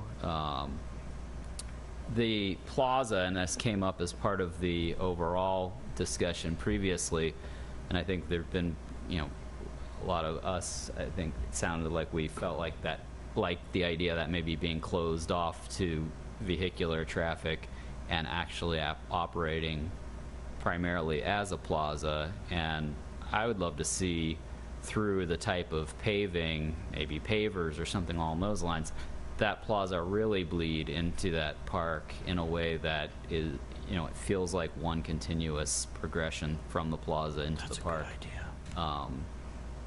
It's a really good idea. Yeah. And the one slide you did show, I think it was your first slide, with the seat walls, and they were in the landscape. Mm-hmm. And so they weren't seat walls just on the side of a sidewalk, which obviously you're going to need some of that as well. But I like that seat wall in the landscape area element, because not everybody's going to bring a sheet or a blanket, and a lot of times if there's lawns, they're wet, but to have a way to sit in the landscaped areas but have a nice dry place to sit, I like that idea. Thanks. I just have one more comment that I remembered as we were talking, and that is I'm just a little bit leery of the dimension of the narrowest dimension of the park. I think we saw on the slide it was about 115 feet wide, which sounds like it is a bit narrower than Doyle Hollis Park, and I'm just a little concerned about that. I think Doyle Hollis Park works really well, but I wouldn't really want it to be much narrower than it is. And I'm just also a little conscious of, you know, it just in looking at the overall layout, it looks a little bit like the park is getting squished, you know, by the other uses. It looks a little bit like it's getting squeezed, you know, in order to shoehorn in a Sprouts or a Whole Foods or whatever that market is going to be. You know, and I just say that because I've spent plenty of time doing that, you know, offset from the property line until you get what's left over, and that's where the park goes. So I want to make sure that that doesn't happen and that we really get a usable park. Anything else? All right. Well, I think then we will conclude that item, and we will move on to commissioner comments. Does anyone have any comments? Good job. I do have one comment. As we mentioned a couple times tonight about Scarlet City, which is a new coffee espresso cafe that's going to be opening on the corner of Adeline and Van Buren? Yerba Buena. Yerba Buena, thank you. It's in the corner of the Key Loft condos. Finally, it's 39th on that side. Yeah. No, it is 39th on that side, isn't it? No, that's Yerba Buena. Yeah, it's still Yerba Buena. Yeah, because I asked them when they. 39th is, But anyway. Yeah, Susanna said it's Yerba Buena. Yeah, okay. but they're finally occupying that retail space that's been empty. It's going to be a very unique coffee shop that's not like anything around here. They have a very definite theme that they're going for. Susanna and Jen are the owners. They've been in the coffee business for years. Jen roasts her coffee actually on Wood Street and has for many, many years and sells it at Berkeley Bowl. So they're going to have a soft opening on the first week of August. They haven't set a date yet, but I would probably look somewhere around the first weekend of August. They're going to have a soft opening and wanted me to invite everyone to attend. Great. Thank you. Thank you. All right. Well, if there are no other comments, then I think we will adjourn the meeting.